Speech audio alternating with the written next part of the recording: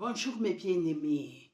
Aujourd'hui, je vais partager avec vous la pensée sur le tabernacle, parce que nous sommes le tabernacle de Dieu et que Dieu veut que nous sachions comment nous sommes construits en esprit, puisque nous sommes la maison de Dieu, nous sommes l'habitation de Dieu dans la nouvelle alliance. Et c'était le but pour lequel le Seigneur nous a sauvés, afin de pouvoir nous restaurer, parce que quand le Seigneur a créé Adam, il a soufflé en l'homme et il a habité dans l'homme.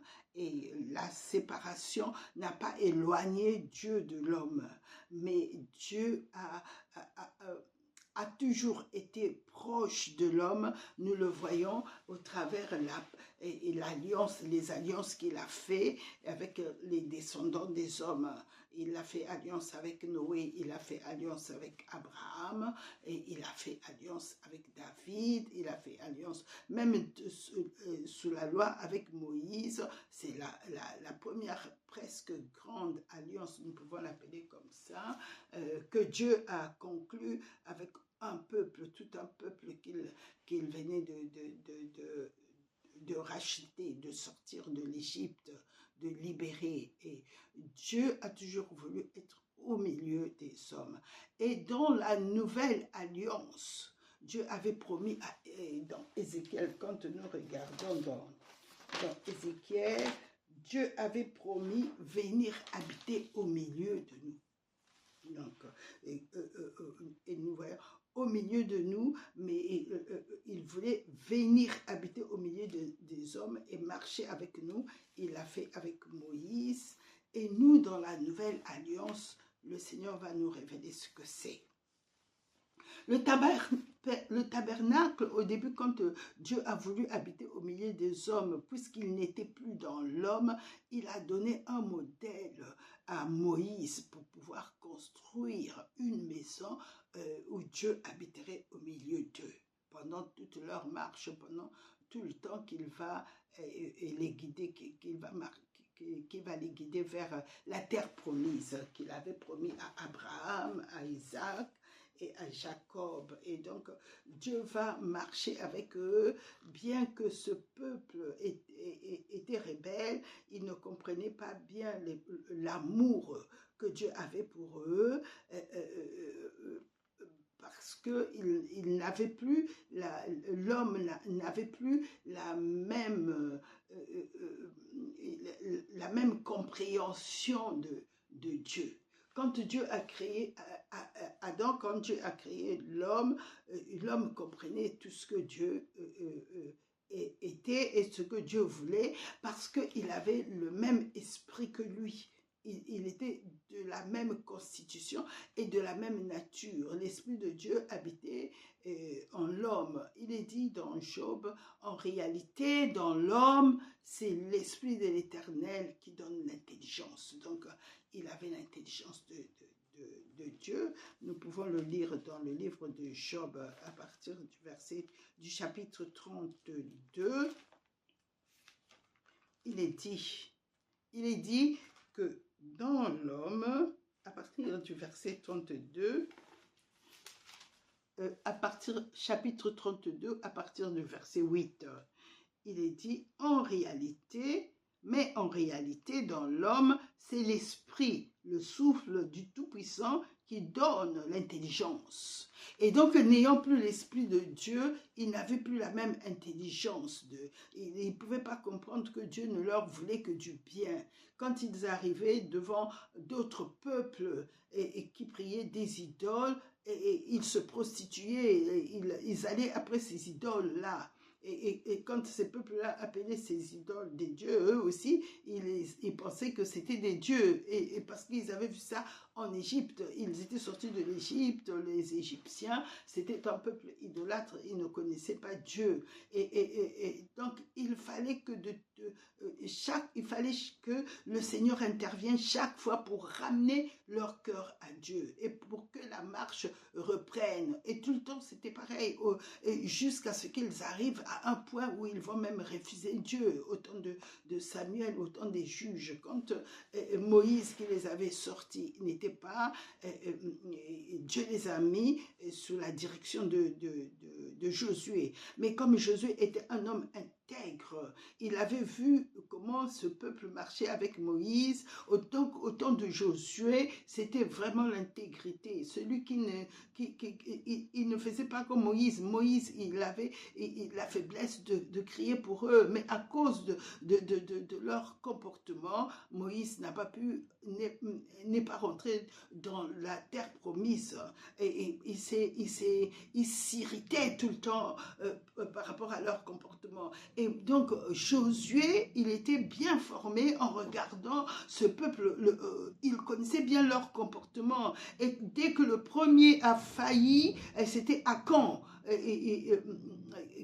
qui avait permis qu'ils ne réussissent pas à prendre la conquête de la ville de la ville suivante. Eh ben, qu'est-ce que Josué a fait? Josué, sous la direction de Dieu, a brûlé Akan et tout ce qui est. Et cela a servi d'exemple. Le peuple maintenant savait que ce n'était plus Moïse qui l'irritait. Et quand nous regardons Josué, le ministère, la conduite de Josué, et personne ne l'a irrité. Quand ils essayaient de l'irriter, Moïse, lui, il pleurait pour le peuple, mais avec Josué, et ça a été une marche ordonnée. Et donc, nous voyons que au temps de Moïse, Dieu avait enrichi le peuple, il avait son plan. Quand ils sont arrivés dans le désert au mont d'Horeb, après avoir conclu l'alliance avec eux, Dieu dit, vous serez mon peuple, vous serez un peuple sanctifié, un peuple mis à part sur toute la terre, vous serez mon peuple, vous m'appartiendrez. Et je conclus donc l'alliance avec vous, je vous conduirai jusqu'au pays que j'avais promis à Abraham, à vos pères, Abraham, Isaac et Jacob. Et ce peuple était content, ils ont dit à Dieu, nous ferons tout ce que tu demandes. Et donc, l'alliance a été conclue et Moïse a pris le sang, il a mis sur la loi que Dieu avait donnée, les directives que Dieu avait données, et il a aspergé ce peuple du sang pour leur faire comprendre que vous faites maintenant partie de l'alliance. Et ils ont dit, nous ferons ce qu'il nous demande. C'était comme, ça ressemblait un peu à une alliance de mariage, c'est-à-dire que l'époux dit ceci et eux, ils acceptent, ils ont accepté tout ce que Dieu leur avait dit, ne sachant pas que en tant qu'humains, ils n'étaient pas capables de faire ce que Dieu demandait. Parce que Dieu était esprit et eux, ils étaient des hommes. Et non seulement ils étaient des hommes, mais ils ne connaissaient pas encore ce Dieu qui avait conclu. Ils ne connaissaient de lui que leur libérateur, celui qui les a libérés et celui ils ont vu comment il avait jugé Pharaon et tous ses dieux et tous ceux qu'il craignait, Dieu les avait frappés et Dieu les a jugés leurs dieux. Et donc, ils ne connaissaient de Dieu que le côté délivrant, la délivrance qu'il avait opérée pour eux et les jugements qu'il avait donnés en Égypte. Personne ne savait, personne n'avait à cœur le projet de Dieu. Que Dieu, en fait, dès le commencement, Dieu a toujours voulu récupérer l'homme. Voilà pourquoi il ne l'a jamais abandonné. Même quand l'homme était perverti, autant nous regardons, autant de Noé, toujours Dieu n'a jamais abandonné l'homme parce que c'était sa maison, c'était son tabernacle. Il avait un plan et ce plan était de chasser l'occupant qui avait usurpé ce qui lui appartenait et d'occuper de nouveau la maison où il habitait, c'est-à-dire l'homme. Donc le projet de Dieu quand il a créé l'homme, c'était pour habiter dans l'homme, et plus les hommes allaient se multiplier sur la terre, et bien Dieu allait être dans tous les hommes, et au travers de tous les hommes, il allait transformer toute la terre pour l'unir au ciel. Le plan de Dieu a toujours été d'habiter dans l'homme. Et donc, quand Dieu a donné l'ordre à Moïse dans le livre d'Exode, Exode 25, il lui donne l'ordre de recueillir les offrandes au peuple, au milieu du peuple, parce que le peuple était riche. Il les avait fait sortir comme il avait promis à Abraham, avec la richesse. C'était presque quelque chose, c'est comme il avait donné au peuple tout ce dont ils avaient travaillé en Égypte depuis 400 ans. La Bible dit qu'ils avaient dépouillé les Égyptiens. Les Égyptiens d'eux-mêmes, ils ont donné l'or, l'argent, tout ce qu'ils avaient, des beaux vêtements, parce qu'ils voulaient vite les voir partir. Ils craignaient les jugements de Dieu qui s'étaient abattus sur eux, et surtout qu'ils savaient que dans chaque maison, il y avait eu le premier-né, jusqu'aux animaux qui avaient été frappés par le jugement de Dieu. Et donc, ils avaient peur maintenant de ce peuple qu'ils avaient traité comme des esclaves. Ce peuple représentait pour eux la terreur. Et donc, ils avaient hâte de les voir partir. Tout ce que le peuple demandait, il donnait. Parce que Dieu avait promis à Abraham qu'il allait disposer le cœur des Égyptiens en faveur de son peuple. Ils sont sortis avec de l'or, beaucoup d'or, des tissus, de la soie, de tout ce qui était nécessaire pour construire la maison de Dieu. Et quand ils sont arrivés donc au mont Sinaï, et là où Dieu avait dit que là je vais conclure, il avait déjà dit à Moïse, quand tu sortiras le peuple, c'est en ces lieux que je vous parlerai. Et là donc il conclut l'alliance, vous êtes à moi et moi je suis à vous, je marcherai au milieu de vous. Et pour cela, pour que je sois au milieu de vous, parce que Dieu ne pouvait pas être dans l'homme, l'homme avait encore la nature du péché, personne, enfin, les animaux, l'agneau qu'ils avaient mangé, ils les avaient couverts, mais ne les avaient pas purifiés, eux, ils n'étaient pas purs, mais ils étaient, l'agneau avait était une couverture, une protection pour eux. Pâques, que veut dire, Dieu est passé au-dessus d'eux. L'agneau leur avait donné juste sa justice pour les protéger. Donc, aux yeux de Dieu, ils étaient justes. Parce qu'il y a eu un sacrifice. La justice vient du sacrifice. Et donc, le sacrifice de l'agneau qu'ils avaient mangé les a protégés. Mais maintenant, le Seigneur leur demandait, dans cette alliance maintenant qu'ils avaient fait, et il y avait le sang pour signer, pour célébrer l'alliance. Moïse a libéré la parole quand il a aspergé ce sang des animaux du sacrifice sur le livre de la loi et sur le peuple. Il a dit, voici le sang qui a été versé pour vous, pour l'alliance. Et donc, ici, nous voyons que l'alliance était signée avec le sang. Et nous le lisons dans Exode 24, à partir du verset 6. Moïse prit la moitié du sang qu'il mit dans le bassin et il répandit l'autre moitié sur l'autel. Il prit le livre de l'alliance et le lut en présence du peuple. Ils dirent, « Nous ferons tout ce que l'Éternel a dit et nous obéirons. » Moïse prit le sang et il le répandit sur le peuple en disant, « Voici le sang de l'alliance que l'Éternel a faite avec vous selon toutes ses paroles. » Voilà. Et donc, nous retrouvons cette phrase-là le jour où le Seigneur a dressé la table. Le Seigneur Jésus-Christ dresse la table et il met sur la table le pain et le vin. Et le Seigneur, au moment où il leur parle, il leur dit qu'il avait souhaité vivement célébrer ce repas avec eux, ce repas de la Pâque avec eux. Mais ce repas de la Pâque était célébré en même temps que les Juifs qui étaient en Israël célébraient la fête de la Pâque qui avait eu lieu le jour où ils sont sortis de l'Égypte et le jour où l'alliance de Moïse aussi avait été célébrée oui, le jour où ils sont sortis de l'Égypte, c'était la délivrance avec le sang, plutôt sur le mont Horeb. Donc, la Pâque qui les protégeait, et Jésus ici, pendant le repas, leur fait comprendre qu'il était le véritable agneau qui devait être sacrifié et que son sang devait nous servir de l'alliance.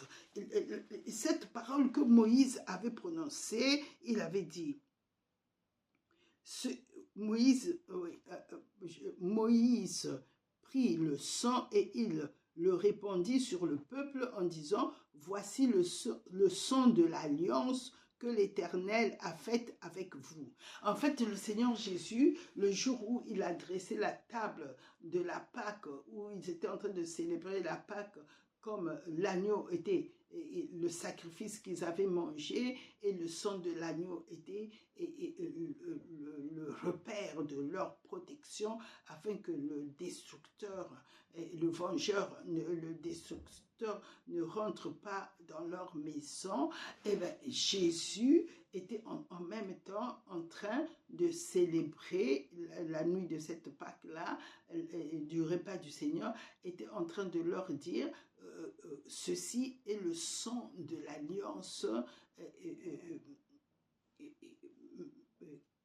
même si le Seigneur n'a pas prononcé que je fais avec vous, nous allons le lire. C'est mieux de rester dans les Matthieu 26, à partir du verset 26.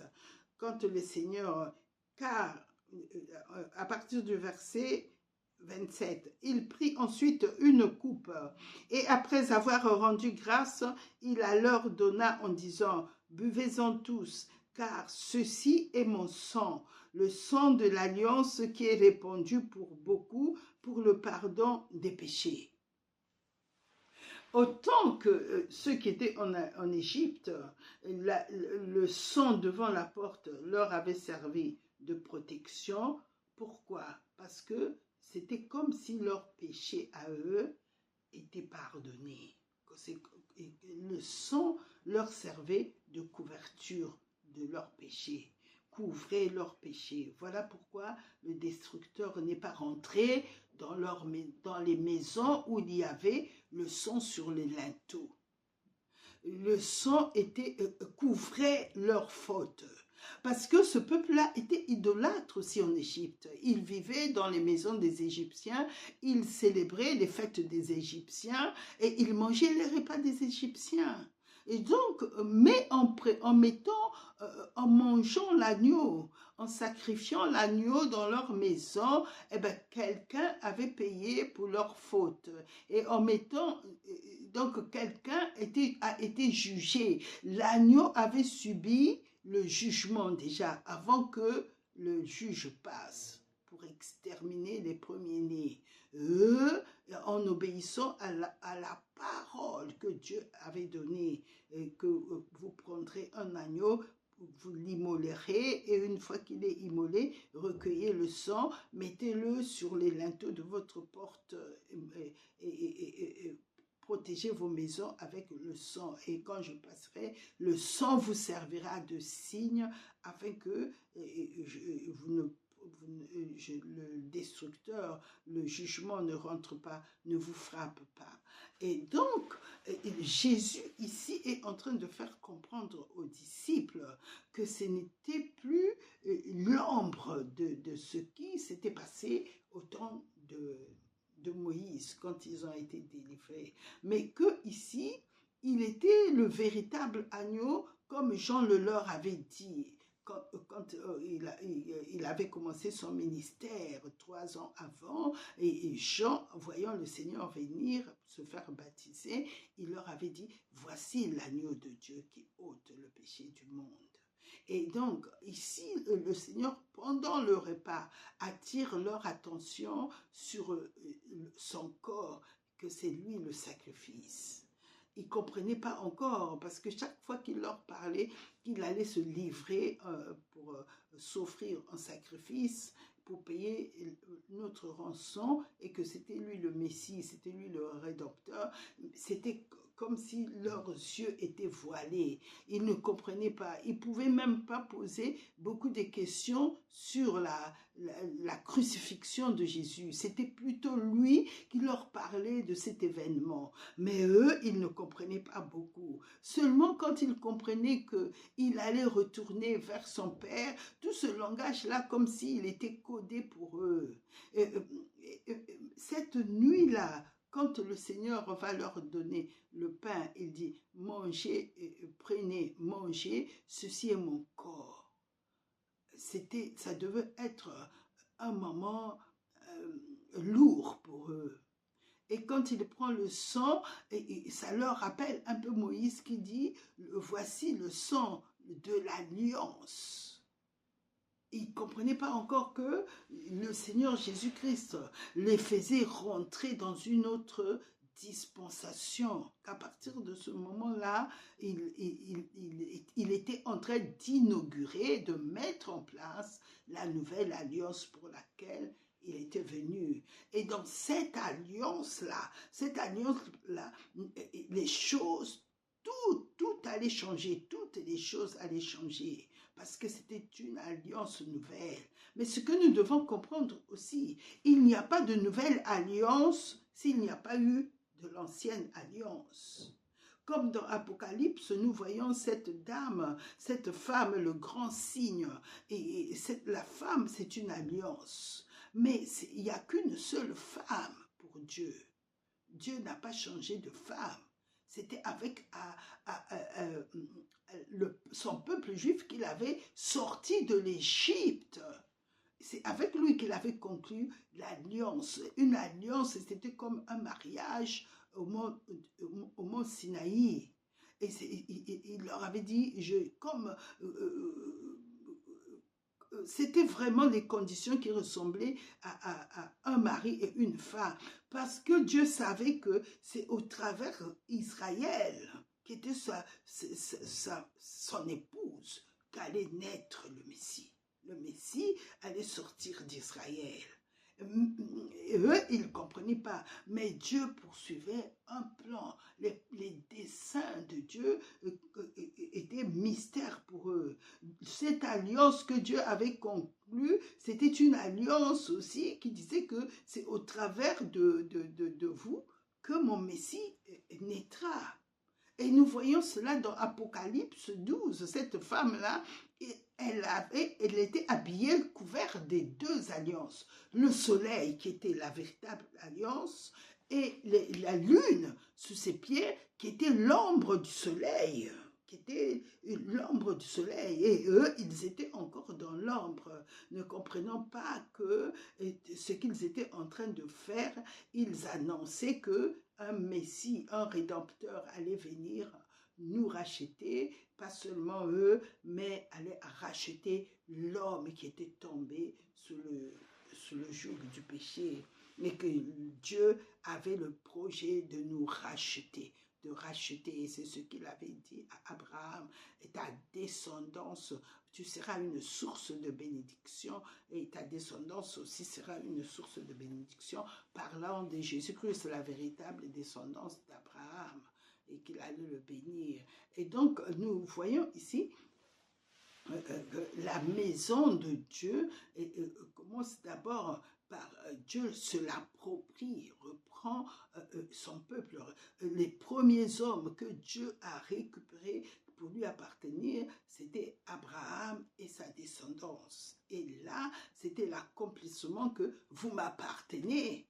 que je l'avais annoncé à Abraham, je vous ai sorti de la maison de la servitude, vous êtes mon peuple et j'habiterai au milieu de vous. Et voilà pourquoi Dieu avait demandé à Moïse de lui bâtir un tabernacle où lui habiterait, parce qu'il ne pouvait pas habiter encore dans les hommes. Les hommes, l'accès dans l'homme n'était pas encore accessible.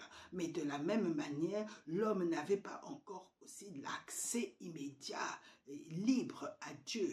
Pourquoi? Parce qu'il était pécheur et dans cette nature, il ne pouvait pas voir Dieu. La sainteté de Dieu pouvait le détruire. Voilà pourquoi Dieu avait dit à Moïse, personne ne peut voir ma face et vivre. Il voulait faire comprendre que Dieu était saint et que dans la nature du péché, ils allaient être défaits, ils allaient disparaître. Parce que la sainteté allait être pour eux un jugement. Et la sainteté de Dieu est si grande que l'homme n'allait pas, dans l'étape de péché, supporter de voir la sainteté de Dieu. Et c'est pour sa protection que Dieu avait demandé à Moïse de lui construire un tabernacle pour qu'il puisse venir quand il sera au milieu d'eux, qu'il soit mis à part, que la mise à part soit faite. Et donc ici, quand nous regardons Dieu qui ordonne à Moïse de bâtir ce tabernacle, en fait, le tabernacle représente, c'est une représentation de l'homme tout simplement. Où Dieu habitait avant, c'est lui qui avait fait l'homme. Souvenons-nous dans Genèse 2, c'est Dieu qui a façonné avec sa main le corps de l'homme, le corps de Adam. Et c'est Dieu lui-même qui avait façonné le corps d'Adam et qui avait soufflé en Adam, lui créant un esprit, une âme et dans le corps qu'il avait formé. Et donc Dieu habitait en Adam. Et donc, quand ils sont dans le tabernacle ici, en fait, c'est la maison de Dieu au milieu de ce peuple-là. Plus tard, Moïse va l'appeler la tente d'assignation. Et cette habitation de Dieu était faite de deux parties. Il y avait le lieu saint et plus loin, le lieu très saint. Et Dieu lui-même avait donné le modèle et avait pourvu aux travailleurs qu'il avait doté d'une intelligence et d'une habileté surnaturelle pour pouvoir lui construire cette maison, cette tente. Et une fois qu'il a été achevé, Dieu est venu habiter au milieu du peuple d'Israël et qu'il avait sorti de l'Égypte et qu'il conduisait en étant présent au milieu d'eux. Il a rempli cette tente de sa gloire. Le jour, c'était une nuée. Sa représentation était une forme de nuée. Et la nuit, c'était une lumière, c'était un feu éclatant qui permettait aussi de les éclairer, de les chauffer pendant la traversée du désert, qui était pour eux source de vie et qui était important pour eux.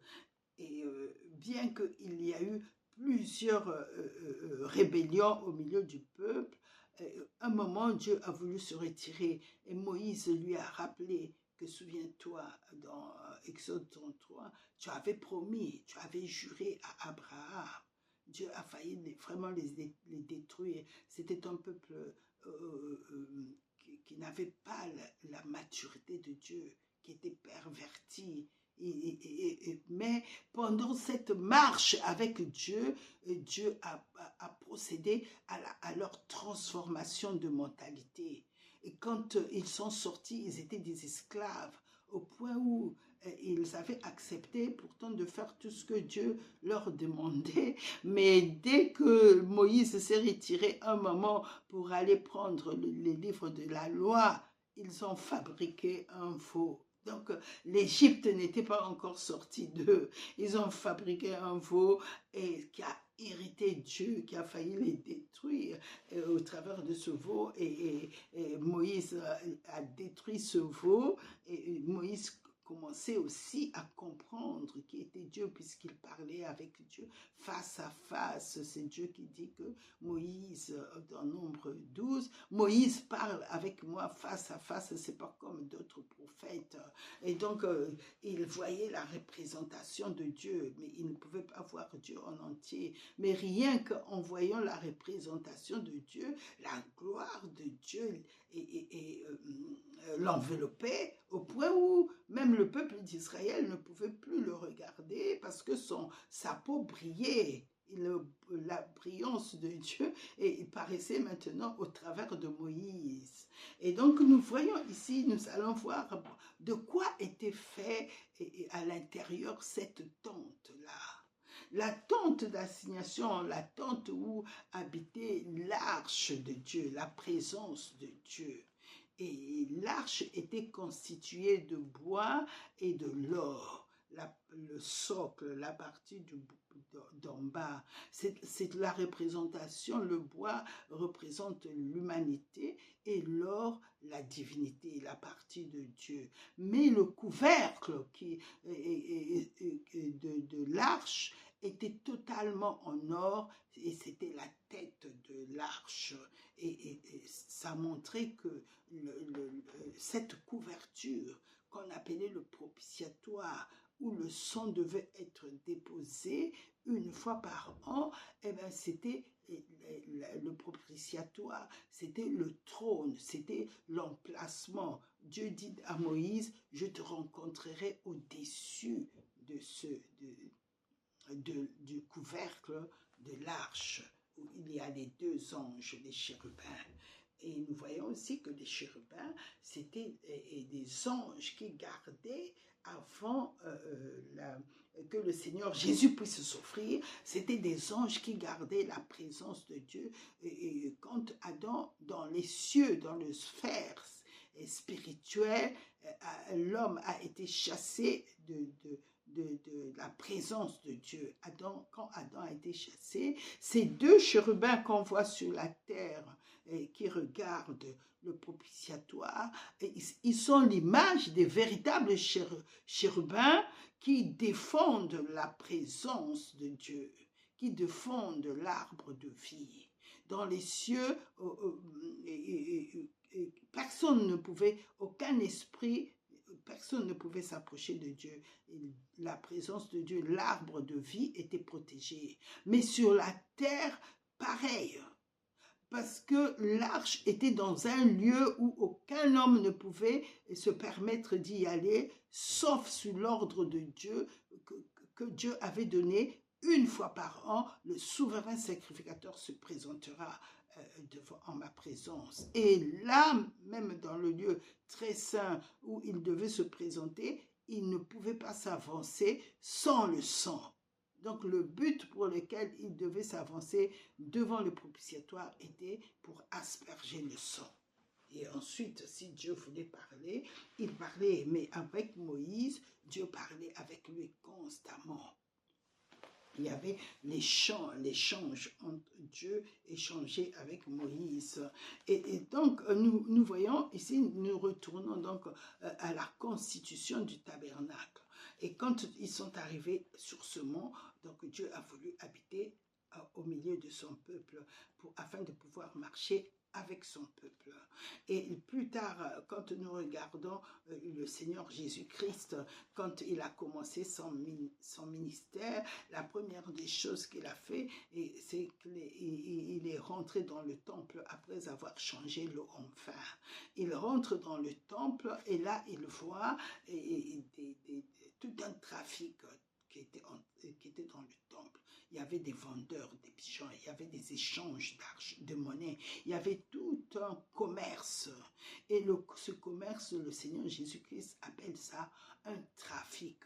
En fait, quand nous regardons les choses que nous voyons souvent, ça représente, c'est une représentation, c'est l'ombre de ce qui est dans le monde invisible. Là, on voyait le temple, dans lequel le temple qui avait été construit je pense par Hérode, et parce que le temple que Salomon avait construit avait été détruit quand Nebuchadnezzar est venu envahir bien avant la naissance du Seigneur Jésus. Et là, dans le nouveau temple, eh bien, les gens, ils faisaient leur commerce sous prétexte que c'est pour les dîmes, c'est pour faire des échanges, parce que nous ne pouvons pas venir avec des animaux, et là nous pouvons acheter. Eh bien, ça s'est transformé en trafic. Mais ce temple-là montrait l'homme, dans quel état le diable avait réduit l'homme. Il se passait dans la vie des gens tout un trafic du diable. Les choses que le diable faisait dans le corps humain, Jésus appelle ça le trafic du diable dans le corps humain. Comme nous pouvons regarder aujourd'hui des gens qui vivent dans un trafic total du diable. Et c'est des gens qui regardent la pornographie. Après avoir regardé la pornographie, il va se droguer. Après la drogue, il va vers les femmes. Après les femmes, ça ne lui suffit pas. Et c'est tout un trafic du mal. Et Jésus appelle ça, ôtez cela du temple. Il a fait un fouet. Il a chassé les vendeurs parce que les vendeurs représentaient le royaume des ténèbres. Ils représentaient le diable qui faisait le trafic dans la vie de l'homme. Et il prend le fouet, il chasse ces vendeurs-là, il renverse leur table et il jette à terre leur monnaie. Parce que le Seigneur voyait les choses spirituellement, il était rempli de l'Esprit et il était le royaume de Dieu. Le but pour lequel il était venu, c'est de détruire les œuvres du diable, de libérer l'homme du trafic du diable, de le délivrer, comme lui-même il le dit dans Luc 4. Il dit, l'Esprit du Seigneur est sur moi, il m'a envoyé.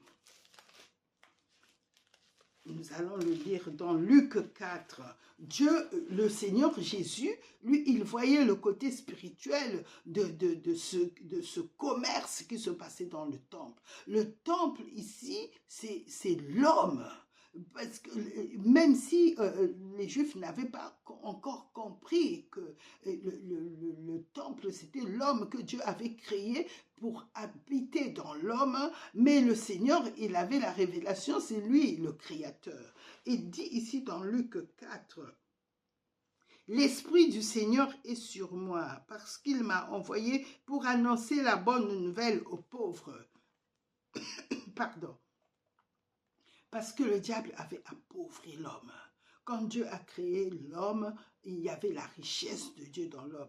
Richesse spirituelle parce que Dieu habitait en lui. Richesse intellectuelle, la pensée de l'homme. Tous les projets de Dieu étaient dans l'homme. Il était enrichi au niveau de la création, au niveau de l'invention, au niveau de tout ce qui demandait l'invention.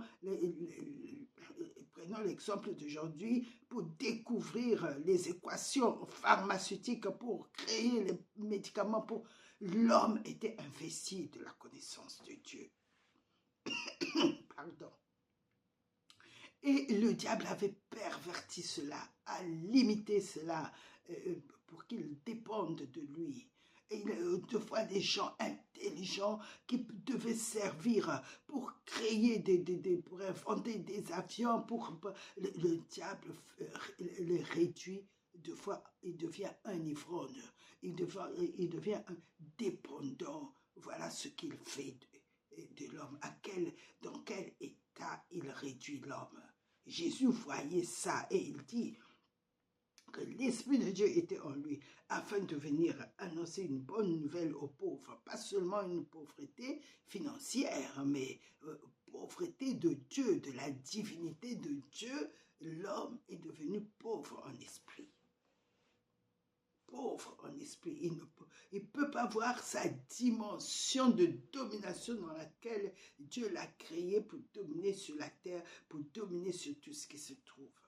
Et ici, il dit ensuite, il m'a envoyé pour guérir ceux qui ont le cœur brisé.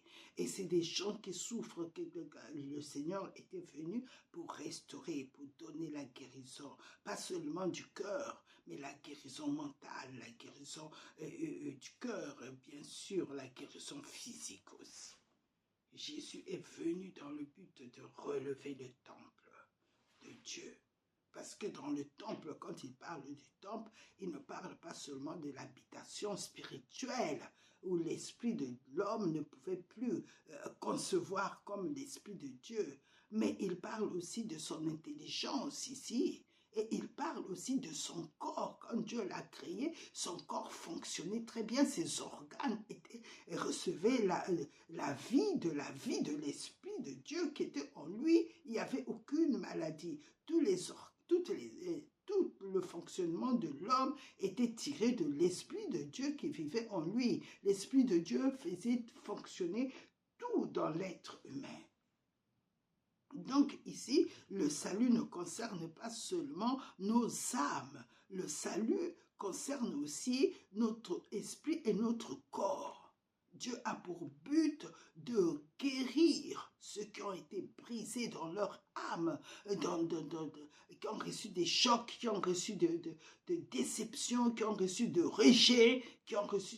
Jésus est venu pour restaurer le temple.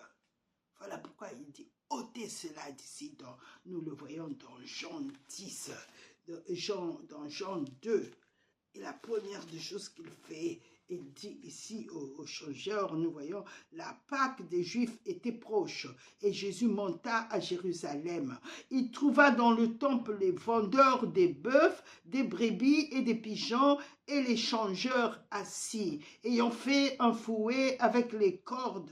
Il les chassa tous du temple, ainsi que les brebis et les bœufs. Il dispersa la monnaie des changeurs et renversa les tables. Et il dit aux vendeurs des pigeons, « ôtez cela d'ici et ne faites pas de la maison de mon père une maison de trafic. » Ses disciples se souvinrent qu'il est écrit, « Le zèle de ta maison me dévore. » Le zèle de ta maison me dévore. Quand Dieu regarde l'homme, l'amour qu'il a comme un amoureux, il dit, le zèle de ta maison, ce que tu es, me dévore. Vous vous rendez compte, Dieu qui avoue son amour à l'homme. Comme s'il disait, j'aime habiter en toi, j'aime habiter ta maison. Voilà. Et vraiment bien aimé, quand nous voyons cela, c'est là où nous pouvons comprendre à quel point Dieu nous aime. Deux fois, c'est par dimension, c'est par étape que nous comprenons cet amour. Mais à toi et moi qui écoutons, qui partageons cette pensée, Dieu te dit la même chose. Ne pense pas que je t'oublie. Ton zèle, ce que tu es, ta maison, ta vie me dévore. Ce désir-là, quand Dieu pense à toi, oh là là, tout en lui se met en mouvement. Voilà l'amour de Dieu, et à quel point il nous aime. Voilà pourquoi il a envoyé Jésus pour nous racheter. Parce que chaque fois qu'il pensait à Adam et à tous les hommes qui étaient en lui, qu'il a créés, et qu'il les a créés à chacun avec un but, un projet. Oh là là, je pense que Dieu a souffert plus que Adam. Parce que lui, il était le créateur. Il avait un objectif. Et il dit, le zèle de ta maison me dévore. Et quand donc nous revenons donc dans le tabernacle, et Jésus n'a pas cessé, il était venu pour purifier la maison, parce qu'il est dit à partir du verset 18, les Juifs prenant la parole lui dirent, Quel miracle nous montres-tu pour agir de la sorte? Parce qu'à l'époque, quand on disait qu'on était prophète, il fallait faire le miracle. Ils ont vu avec Élie comment il a invoqué le Dieu d'Abraham, d'Isaac et de Jacob. Le feu est descendu. Et ils ont vu avec le prophète Élisée à quel point les miracles avaient été visibles, avaient doublé au point où quand Élisée parlait, il prend le sel, il va le jeter dans l'eau qui n'était pas bonne, et ben, la vie est revenue dans la ville, l'eau a été changée, a été transformée, et chaque prophète qui était en Israël a été source de miracles. Que ce soit Élisée, que ce soit Ésaïe, que ce soit Jérémie, c'était des grands prophètes. Ézéchiel, quand Ésaïe, au temps d'Ésaïe, et on voit comment Sennacherib vient attaquer la ville, les gens couraient vers le prophète. Ézéchiel a couru vers le prophète dans le temple. Voilà, nous demandons, invoque ton Dieu. Le prophète n'était pas un homme comme aujourd'hui, beaucoup de gens prophétisent, mais ils ont pourtant plus que Ésaïe, plus que Ézéchiel. Où sont les miracles? Où sont les miracles? Parce que le Seigneur, il était avec ses... Pourtant, il n'habitait pas en eux comme aujourd'hui. Moi, j'ai vu des prophètes, mais quand il a dit quelque chose avec exactitude, ça s'est produit. Je me rappellerai toujours d'un prophète qui était venu me voir et l'ennemi voulait m'embêter. Et ce prophète-là, il a seulement dit Dieu arrête ça et tu reprends ta santé tout de suite. Le lendemain matin, j'étais une autre personne. Et même au moment même où il avait parlé, je me suis agenouillée tellement la présence de Dieu était intense. L'Esprit de Dieu m'a relevé. Et je peux vous dire qu'il y a des véritables prophètes qui peuvent dire aujourd'hui, gare à ma parole. Moi, je me rappelle, il y avait un homme qui a voulu m'embêter parce qu'il avait une entreprise et il a voulu dire n'importe quoi. Il maltraitait les enfants qui travaillaient dans son entreprise. Je me rappelle, à cette époque-là, on avait besoin de faire le gazon. Et lui, comme il avait une entreprise de jardinage, il a exploité ces enfants-là. Ces enfants sont venus planter le gazon là où j'habitais. À midi, ils n'avaient rien à manger. Ils n'avaient pas prévu le moyen de les nourrir afin qu'ils puissent retravailler le soir. C'est comme s'ils se disaient, ils n'ont qu'à se débrouiller. Il fallait que je prévoie quelque chose pour eux. Et pendant toute la semaine qu'ils avaient travaillé à planter le gazon, ces enfants-là, je ne voyais pas cet homme venir leur donner à manger. Et un jour, je reviens de mes courses, je le trouve là. Je lui dis, mais vous gagnez de l'argent sur le dos de ces enfants, et vous les faites travailler, et puis vous ne leur donnez pas à manger. Il n'y a pas de survie, il n'y a que l'argent pour vous qui compte. Il a voulu se justifier et se fâcher. Je dis, ne vous fâchez pas avec moi. Faites attention, j'ai la parole de Dieu dans ma bouche et dans mon cœur.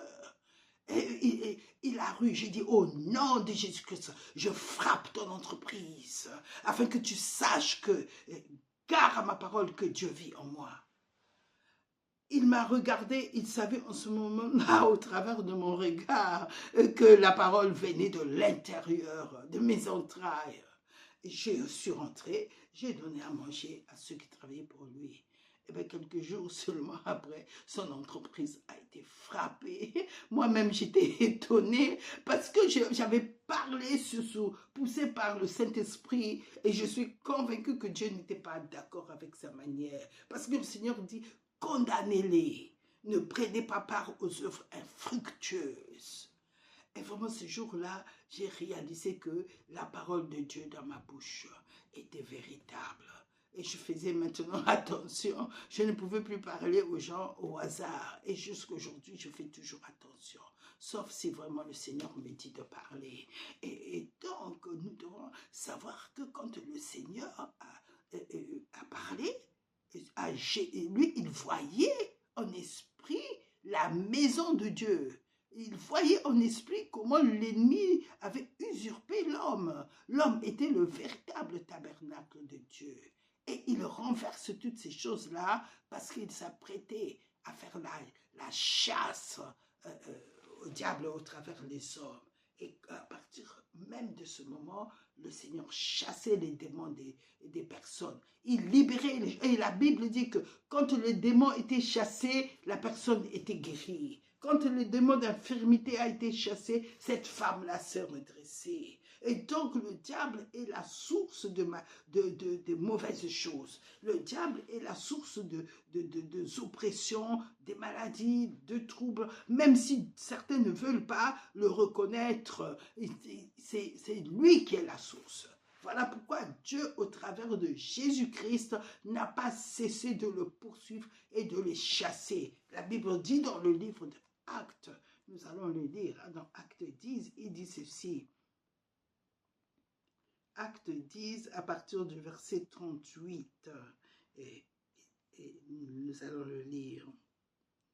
Vous savez comment Dieu a oint du Saint-Esprit et de force Jésus de Nazareth, qui allait de lieu en lieu, faisant du bien et guérissant tous ceux qui étaient sous l'empire du diable, car Dieu était avec lui. Vous voyez, Dieu s'est associé avec le Seigneur Jésus-Christ afin de pouvoir guérir et libérer les gens. Quand le Seigneur disait que l'Esprit du Seigneur est sur moi, eh bien, c'était Dieu son Père. C'est le même Esprit aujourd'hui qui est sur toi et moi. Et si le Seigneur, ce qui faisait la différence avec le Seigneur, il était conscient que Dieu son Père est venu se positionner sur lui. Il est venu le oindre pour cela. Mais beaucoup, quand ils ont donné leur vie au Seigneur Jésus, ils ne savent pas pourquoi le Saint-Esprit est venu.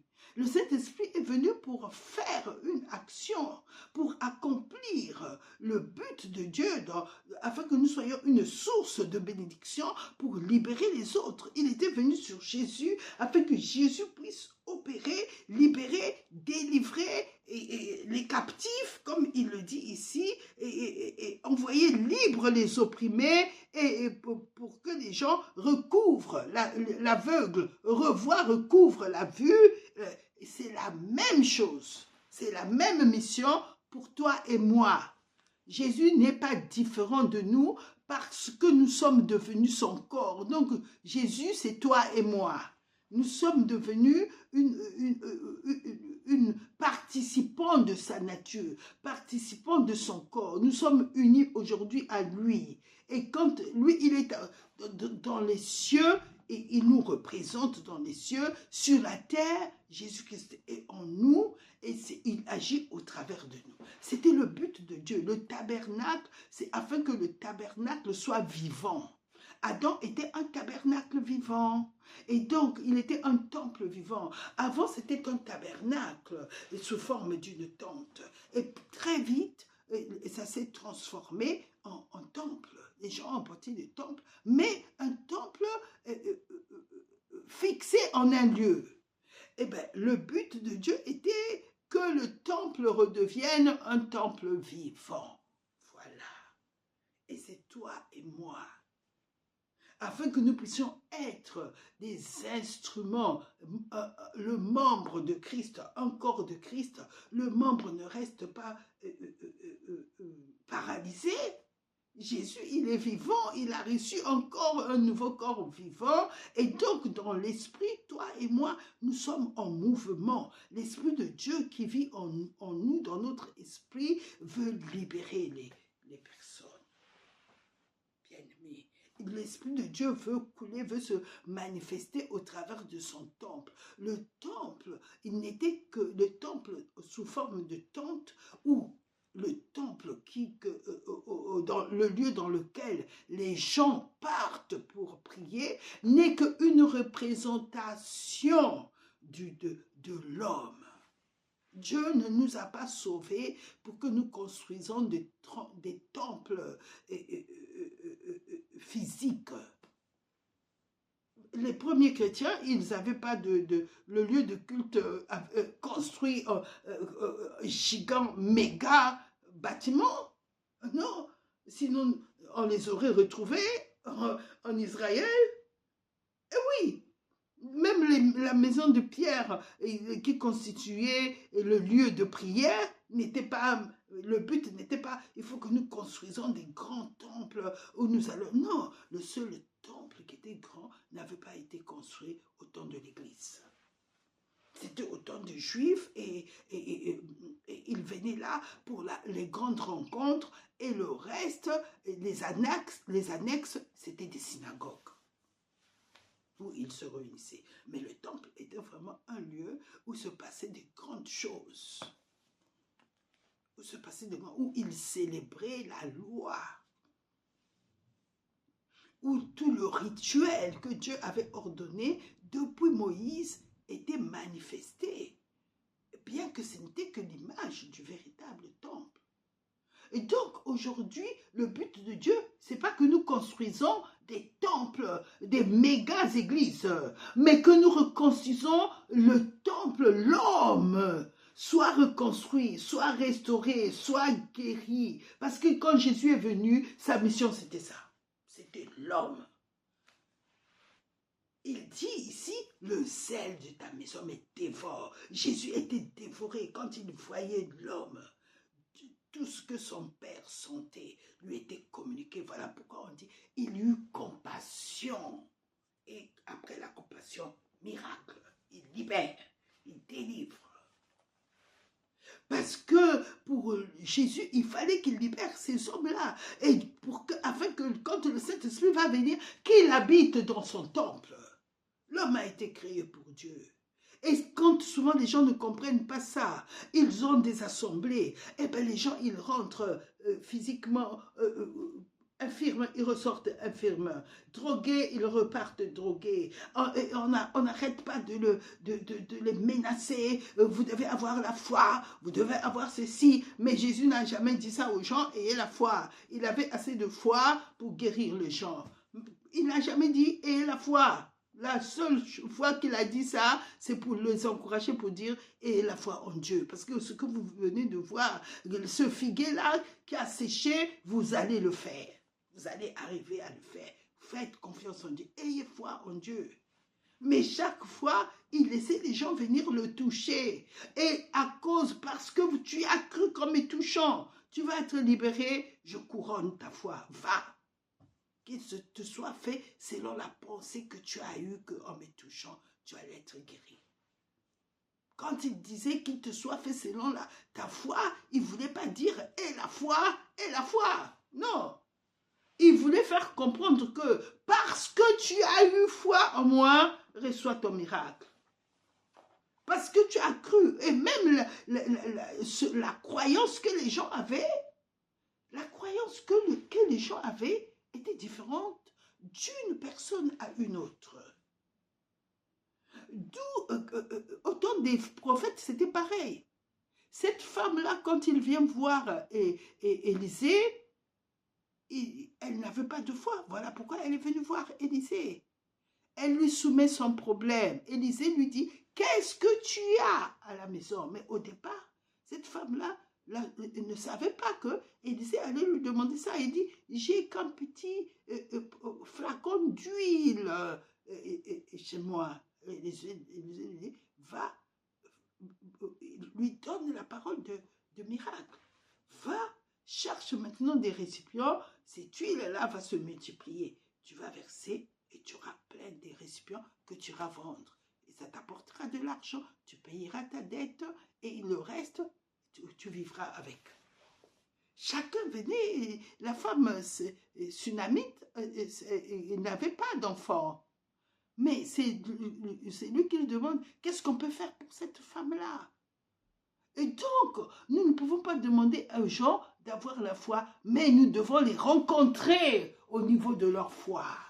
C'est ce que le Seigneur, moi, m'a appris au travers de ce que je voyais. Quand j'ai vu ça, j'ai dit, mais le Seigneur, il a toujours rencontré les gens au niveau qu'ils croyaient, par rapport à ce qu'ils croyaient.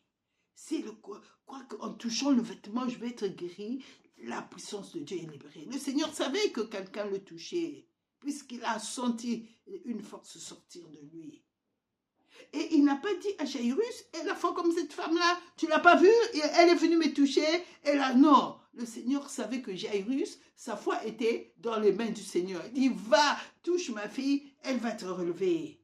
Et le Seigneur lui dit, quand on veut la décourager, quand quelqu'un vient, oh, mais toi, tu ne sais pas. Il y a des gens qui donnent des exhortations aux gens qui peuvent te décevoir. Ne sois pas déçu, ne sois pas déçu. Aie foi en Dieu. Aie foi, la foi que tu as eue, la pensée que tu as eue, que Dieu fera ça pour moi. Dieu va te rencontrer à ce niveau-là. Ne change pas, ne bouge pas. C'est là que Dieu va te rencontrer. Quand tu as des projets que tu as dans ton cœur, c'est Dieu qui a suscité ça. Le Seigneur savait que cette femme-là, vous savez, dans le monde spirituel, il y a toute une activité que le Saint-Esprit fait qu'aucun homme ne peut maîtriser, ne peut même savoir. Cette femme-là, elle avait beaucoup souffert, mais Dieu l'avait vue. C'est Dieu qui avait mis en elle, c'est Dieu qui met en nous le vouloir et le faire. Dieu a suscité en elle une pensée. Parce que elle ne pouvait pas sortir sans qu'on lui dise, qu'on lui jette des pierres. Elle devait crier impure. Mais Dieu lui dit, courbe-toi, va. Pour Zaché, ça a été pareil. Monte sur le sycomore. Il est monté sur le sycomore, ne s'attendant pas que celui qui avait suscité ça en lui, parce que comment le Seigneur, vous pouvez me dire, est-ce que c'est Dieu qui avait suscité ça? Mais oui, quand le Seigneur vient, il le connaissait. Donc Zaché était étonné d'entendre que le Seigneur va l'appeler au milieu de cette foule qui était toujours auprès du Seigneur. Lui, il était tout court. Il dit, ah, pour que je puisse le voir. Mais qui lui avait donné l'idée de monter sur l'arbre? L'Esprit de Dieu qui était avec le Seigneur Jésus-Christ était là. Il précédait partout. Il bénissait ceux qu'il voulait bénir. Et il lui dit, monte sur le sycomore. Il monte sur le sycomore parce que s'il était au milieu du peuple, ils allaient l'écraser. Comme c'est Zaché, c'était quelqu'un qui demandait des impôts aux gens. Et à cette époque-là, c'était des gens mal vus dans la société des Juifs. Et quand le Seigneur arrive là, il lui dit, Zaché, descends, il faut que je rentre aujourd'hui dans ta maison. Quand tu crois au Seigneur, Jésus ne te laisse pas décevoir. La petite pensée que tu as dit, que tu as eue à cœur, ne le méprise pas. La rencontre de Dieu se fera. Dieu viendra jusqu'à chez toi. Au niveau où tu crois. Même ne raconte pas aux personnes que moi je crois que Dieu va faire ça avec moi. Parce qu'il y a des gens qui n'ont pas la vision de ce que Dieu veut faire avec toi.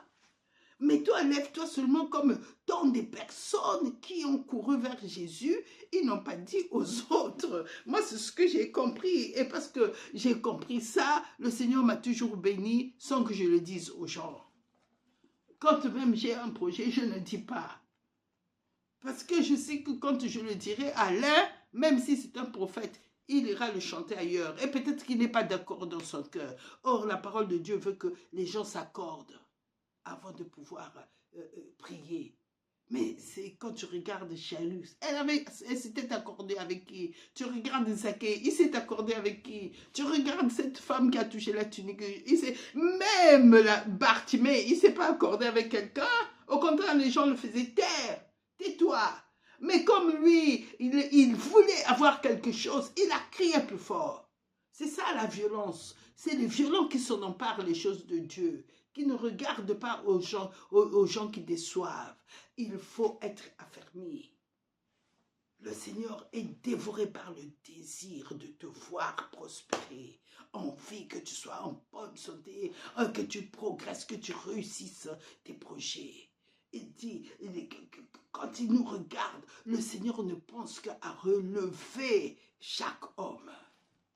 Et il dit, le zèle de ta maison me dévore. Quel que soit le zèle que tu as eu, l'envie que tu as eu, la pensée que tu as eue sur Dieu, Dieu aime cette pensée-là. Et il viendra à ce niveau-là pour te relever. Mais si tu as été déçu et que les gens te critiquent, les gens disent toutes formes des choses qui sont des fausses choses sur toi, prends courage. Les hommes, les bouches qui disent des choses pour te décourager, ils n'ont aucun pouvoir sur toi. Le pouvoir vient de Dieu. Et si Dieu met une pensée en toi, relève-toi, parle-lui. Merci Seigneur, parce que j'ai du prix à tes yeux. Et que tout le mensonge du diable, tu l'as anéanti, tu l'as détruit à la croix. Quelles que soient les personnes qui l'utilisent, ils n'ont aucun effet sur moi.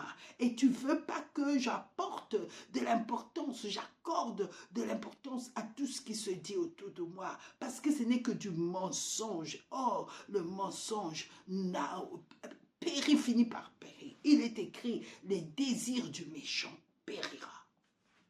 Périra. Le désir du méchant périra. C'est dans le psaume.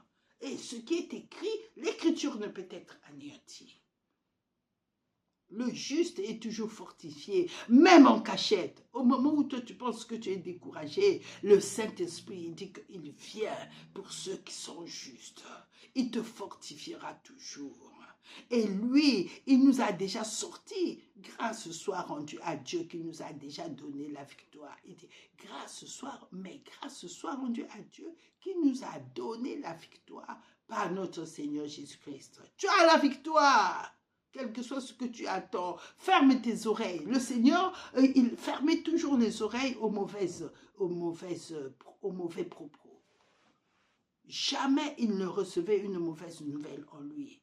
Il est en train de marcher avec Jaïrus, et voilà un homme qui vient, une femme, je ne sais pas de quel sexe il était, cesse d'embêter le maître, ta fille est morte. Le Seigneur n'a pas fait cas à cette bouche-là. Il a regardé Jaïrus, il a encouragé Jaïrus parce que lui, il voulait que Jaïrus soit fort. Il savait que c'était le diable qui parlait au travers de cette personne-là. Il a dit à Jaïrus, ne crains pas, sois sans crainte. Sois sans crainte, crois seulement. Crois seulement que ta fille va vivre, que ce que tu es, c'est là où je te tiens. Je suis venu te rencontrer. Tu as dit que quand je toucherai ta fille va être debout. Eh bien, je vais pour toucher ta fille. Tu verras la gloire de Dieu. Crois seulement. Sois sans crainte. Donc, le Seigneur va toujours nous encourager parce que nous sommes son temple. Nous sommes le temple de Dieu. Et nous allons voir comment était fait ce temple-là. C'est la deuxième partie de notre partage. Mais déjà, dès le départ, nous devons savoir que Dieu brûle d'amour pour toi et moi, parce que nous sommes sa maison, parce que nous sommes son temple. Et les projets qu'il a pour le temple, aucun homme ne peut les savoir si Dieu ne le lui dit. Même toi, tu ne peux pas imaginer infiniment au-delà. Dieu veut te bâtir. Tu es le temple de Dieu. Et les maisons, les églises que tu vois qui ont été bâties, deux fois les personnes qui rentrent dedans n'ont jamais été construites. Et c'est pas parce qu'on voit les gens dans les églises danser ou de faire des embrassades que ce sont des temples affermis. Non, il y en a même qui n'ont même pas la dimension, qui ne connaissent même pas leur dimension spirituelle, qui n'ont pas de communion affermie avec Dieu. Or, le but de Dieu, c'est pas que nous bâtissons des grands temples et que nous les remplissons des gens qui n'ont pas de communion réelle, forte avec Dieu. Non, Dieu veut que d'abord l'homme soit affermi afin que quand il sera dans le temple, la gloire de Dieu explose dans le temple. Parce que chaque fois que Dieu rentrait dans le temple, on dit que la gloire de Dieu descendait au point où ceux qui servaient dans le temple ne pouvaient même pas rentrer pour exercer le service. Mais si les gens qui rentrent dans le temple ne sont pas remplis de la gloire de Dieu, ne sont pas construits en eux, ils ne pourront pas remplir ces méga églises de la présence de Dieu. Parce que la présence de Dieu se trouve dans le temple, dans l'homme. La présence de Dieu se trouve dans l'homme. Si les gens qui rentrent dans les temples, dans les assemblées, ne sont pas remplis de Dieu, il y a trop de mélange, eh bien, ce ne serait plus le temple, ce serait un lieu de querelle, un lieu de jugement, un lieu de mensonge où les gens se querellent, où les gens... Pourquoi ? Parce que les hommes qui devaient être le temple, ce sont des hommes qui sont dans un trafic d'ennemis. Ce sont des maisons de trafic et non le temple. Voilà pourquoi Jésus a chassé ces gens-là. Et de la même manière, dans ces méga-églises, si le Seigneur rentrait aujourd'hui, eh bien, il y a beaucoup de gens qui le mettraient dehors. Parce que leur vie n'a jamais été construite, leur vie et non, leur intérieur n'a jamais été l'endroit où Dieu règne, habite. Et quand nous regardons de quoi était fait le tabernacle, du lieu saint et du lieu très saint. Qu'est-ce qu'on trouve dans le lieu saint? Dans le lieu saint, on trouve le chandelier en opposition avec la table du pain. Et de l'autre côté, juste devant le grand rideau, il y a l'autel du parfum. Ça, c'était le lieu saint. Et quand on rentrait dans le lieu très saint, il y avait l'arche, la présence de Dieu et les deux chérubins. Mais la Bible va loin et dit, c'était l'ombre des choses à venir. C'était l'ombre des choses à venir. Ça veut dire que le véritable lieu saint et le lieu très saint, c'est toi et moi.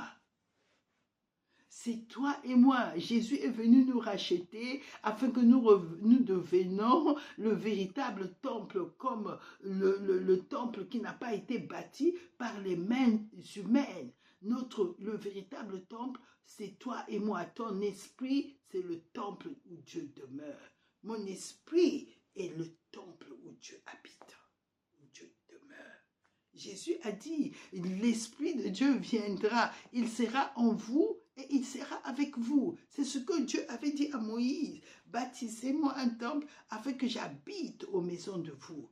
Et dans le livre de Hébreux, il est dit, la maison de Dieu, c'est nous. Moïse, il était serviteur dans la maison de Dieu. Et donc Dieu considère même que son peuple, le peuple d'Israël où il vivait à l'époque, Dieu dit que c'était sa maison. C'était la maison de Dieu. Il dit dans Hébreu, Moïse a été fidèle dans ma maison.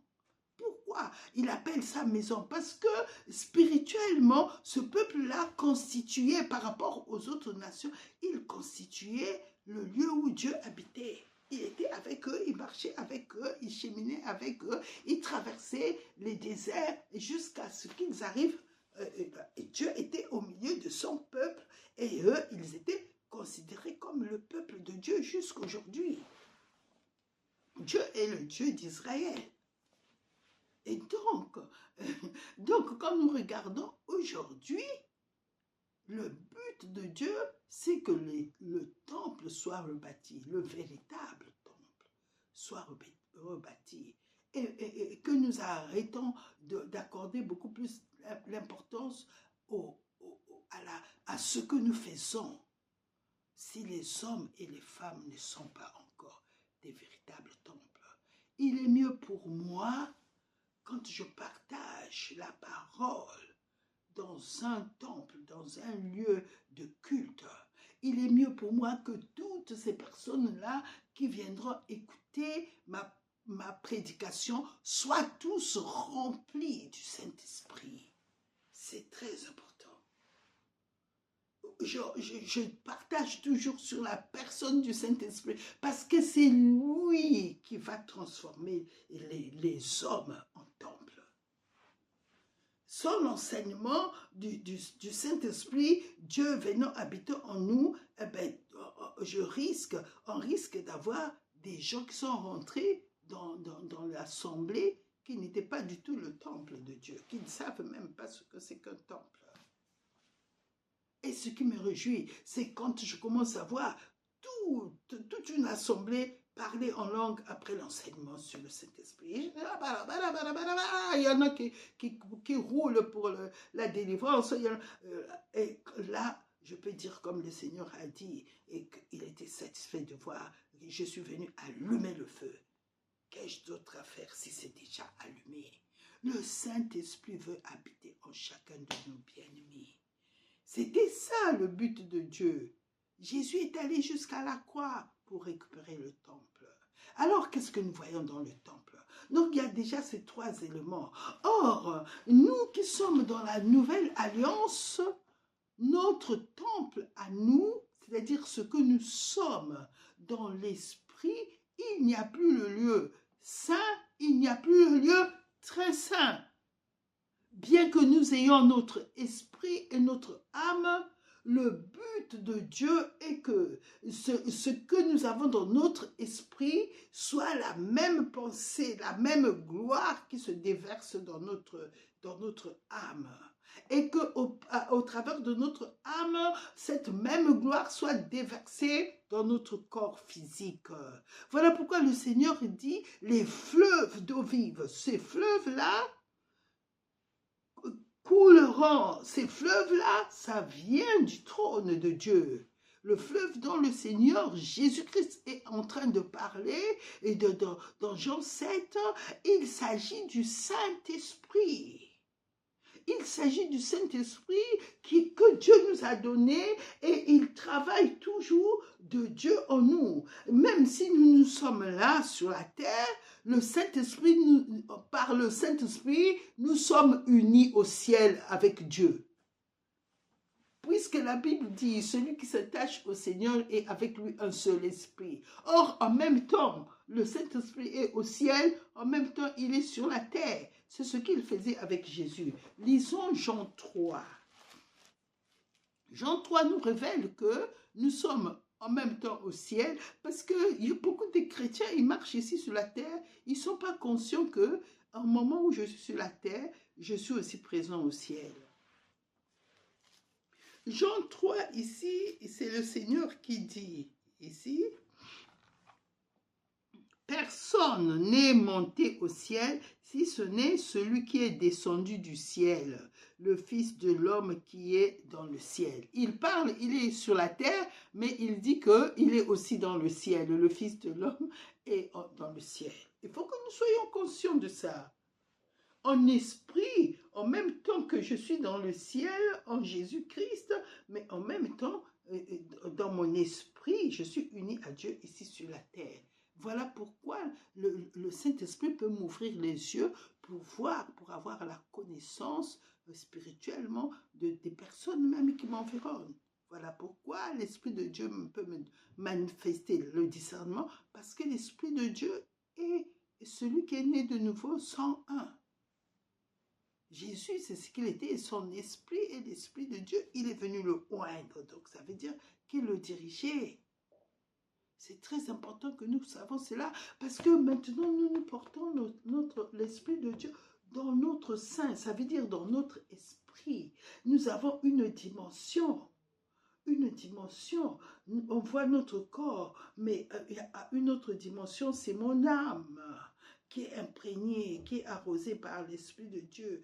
Et au-delà de mon âme, c'est l'habitation de l'Esprit. Quand Dieu dit « rentre dans ta chambre », il ne parle pas de notre chambre physique. Rentre en toi et prie. C'est-à-dire, prie en esprit, ton Dieu qui voit tout dans le secret.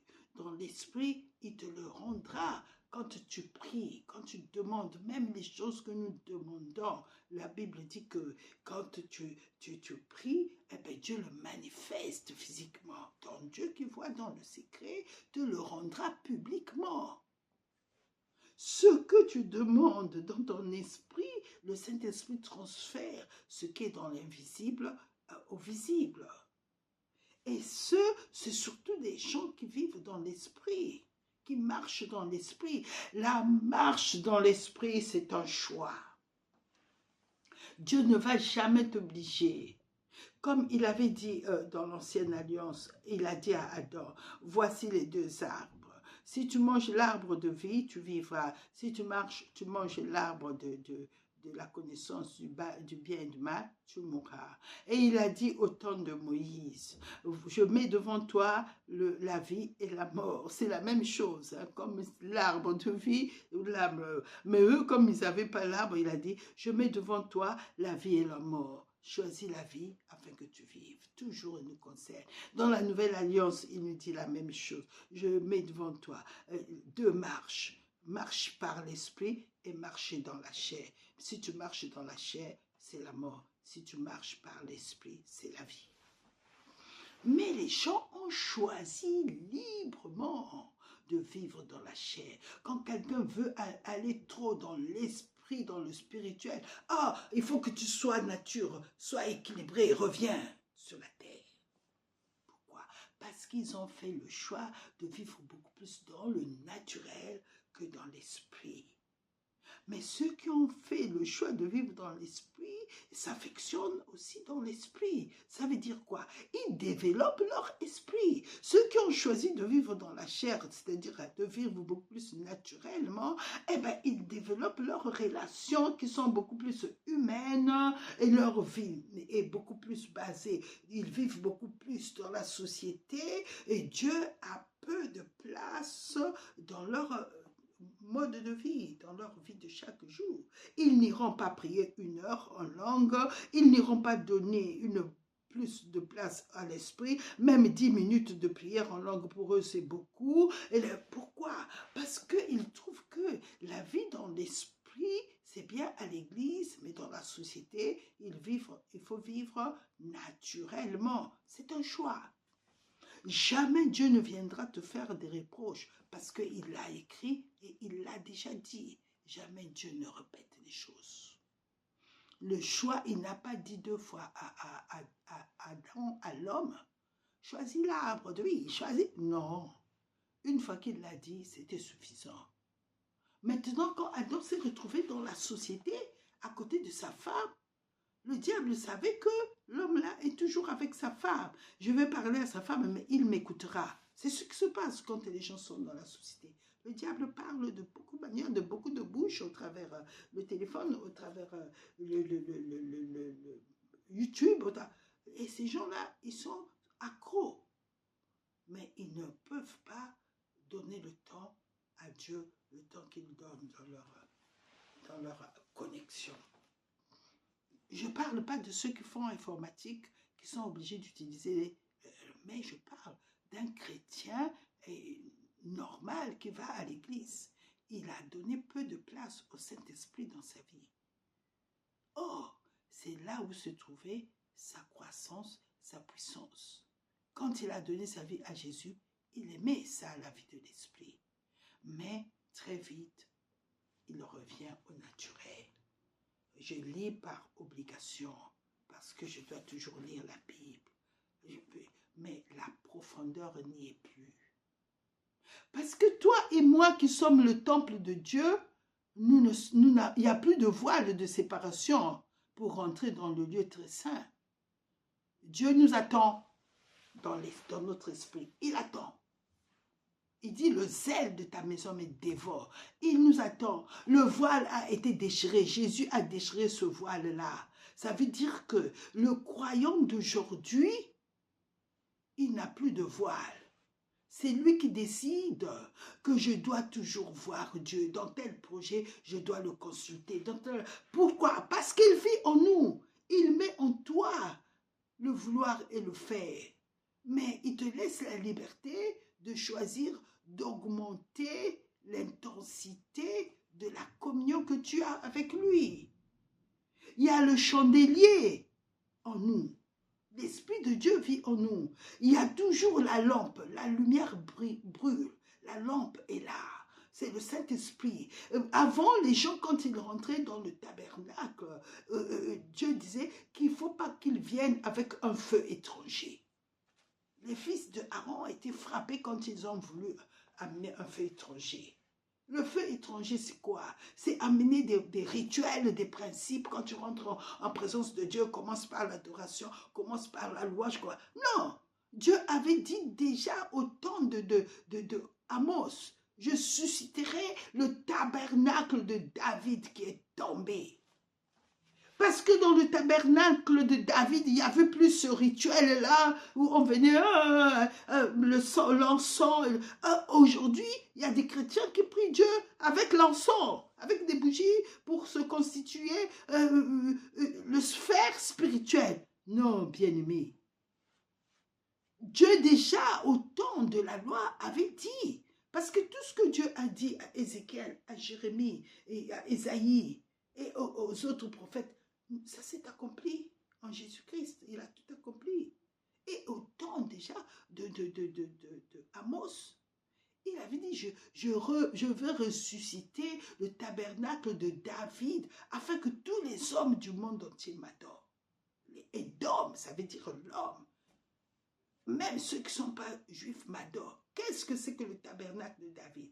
David, soucieux de voir l'arche traîner, est allé chercher l'arche. Et quand il est venu, il a bâti une tente simplement. Et il a placé l'arche et il a ordonné que la louange du Dieu soit continuelle devant l'arche. Les gens venaient et pas avec des tenues ou des rituels avant pour s'avancer devant Dieu.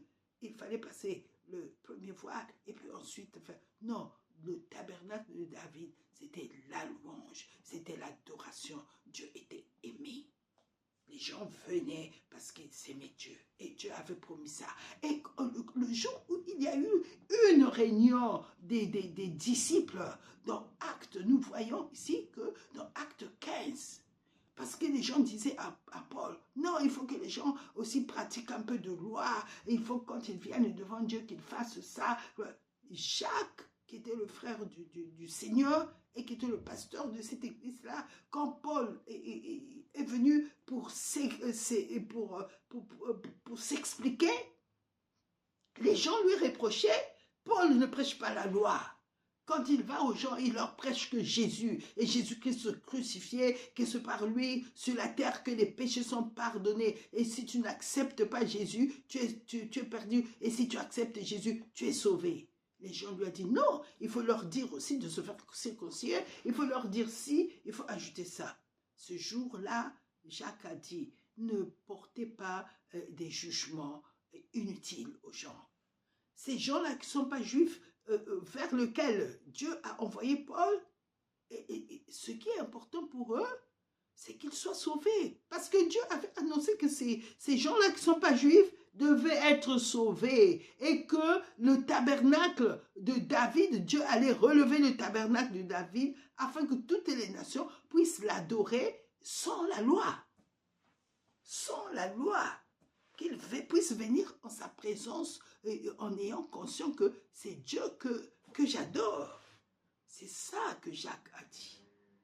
Alors, ils ont envoyé une lettre en disant qu'il a paru bon à nous et au Saint-Esprit de ne pas vous imposer d'autres choses. Et aujourd'hui, on impose des choses aux gens. Vous voyez, les gens, on a ajouté même au culte les paniers, il faut venir déposer. Quand on dit Amen, on vient déposer. Tout ça, ce sont des ajouts. Parce que ce qui est important, c'est la dimension de l'esprit. Parce que les gens voient. Nous sommes le temple spirituel. Nous ne sommes pas le temple bâti, une maison bâtie. Non, le temple aujourd'hui qui est bâti. Dieu dit dans 1 Pierre 2 au verset 5, nous allons le lire. Et vous-même, bien-aimés, et vous-même, édifiez-vous. Nous allons le lire. C'est ce que Dieu demande, que nous soyons vraiment solidement édifiés. Dans 1 Pierre, à partir du chapitre 2, il dit ceci. Approchez-vous de lui, pierre vivante, rejetée par les hommes. Les gens ont rejeté le Saint-Esprit. Le Saint-Esprit et Christ, c'est la même chose. C'est seulement la dispensation qui change. Les gens ont rejeté Jésus. Aujourd'hui, les gens ont rejeté la vie de l'Esprit. Ils préfèrent eux-mêmes faire les cultes comme ils le conçoivent. Non, bien-aimé. Alors, ici, nous voyons, approchez-vous de lui, pierre vivante, rejetée par les hommes, mais choisie et précieuse devant Dieu. Et vous-même, comme des pierres vivantes, édifiez-vous pour former une maison spirituelle. Nous sommes maintenant dans la dispensation de l'esprit. Une fois qu'on l'a compris, on va beaucoup plus chercher le Saint-Esprit. et tout ce qu'il nous demande de faire. Parce que lui, il nous unit au ciel et il peut nous communiquer les choses que Dieu veut que nous fassions. Et il dit ici, pour former une maison spirituelle, un saint sacerdoce, afin d'offrir des victimes spirituelles agréables à Dieu par Jésus-Christ. Marchons avec la nouvelle alliance. Jésus nous a fait entrer dans la nouvelle alliance. Son sang a été versé et nous le buvons pour confirmer que tu m'as racheté, que maintenant tu m'as fait rentrer dans la nouvelle alliance. Ton sang a effacé tous mes péchés d'hier, d'aujourd'hui et de demain. Donc, je ne crains pas, même si je me trompe, je ne suis pas dans un esprit de servitude. J'ai été adopté, racheté à cause de ton sang. Ta justice m'a été imputée. Je suis juste. Et quand je viens devant le trône, c'est avec assurance que ton sang qui est devant le trône, le propitiatoire, a changé le trône de Dieu qui était jugement en grâce. Je viens à cause de ta justice, à cause de ta grâce. Et la grâce est affermie par la justice de Christ.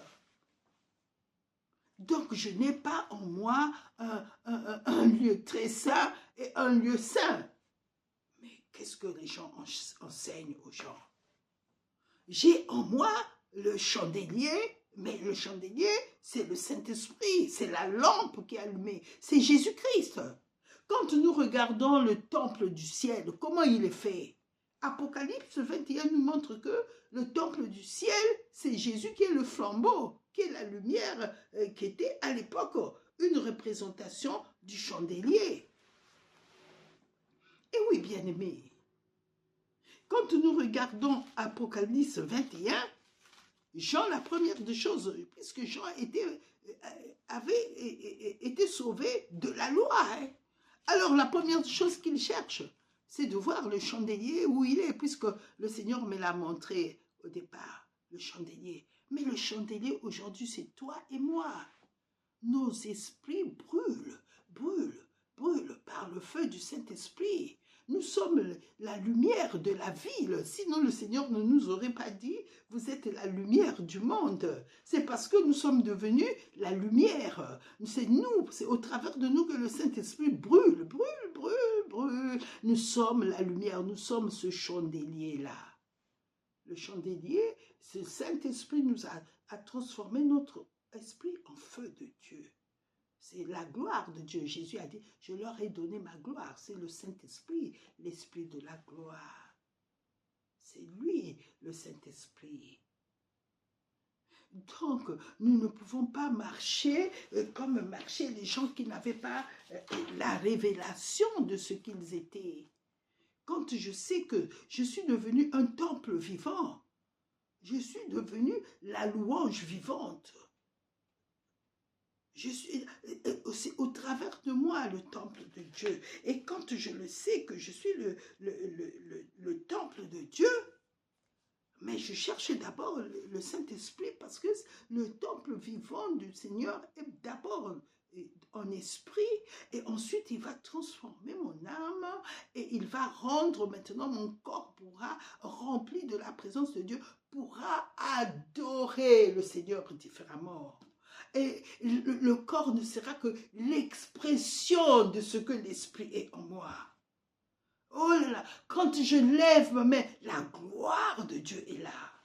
Parce que le Seigneur a dit, l'Esprit de Dieu coulera de mon esprit vers l'extérieur. Alors, les lieux de culte vont être transformés, tellement la gloire de Dieu va remplir les lieux de culte, que même le monde sera obligé de se convertir. Sans parole. J'ai vu ça, bien-aimé. Quand au Gabon, qu'est-ce qui m'a changé? C'était la gloire de Dieu.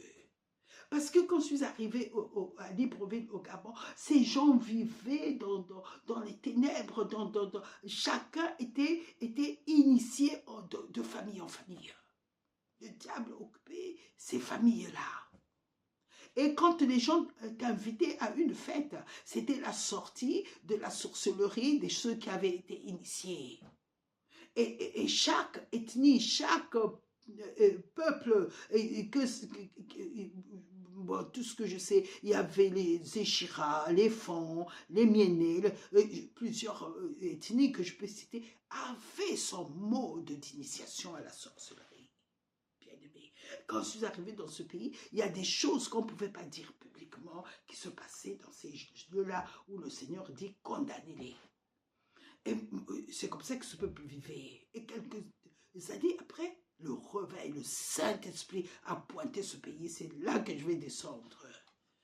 Alors, donc, j'ai vu des gens qui n'avaient pas Dieu, et je vois le Saint-Esprit qui descend, des petits enfants, des jeunes enfants remplis du Saint-Esprit, parce que Dieu avait envoyé un évangéliste qu'on appelait Philippe Jaurès, je pense comme ça.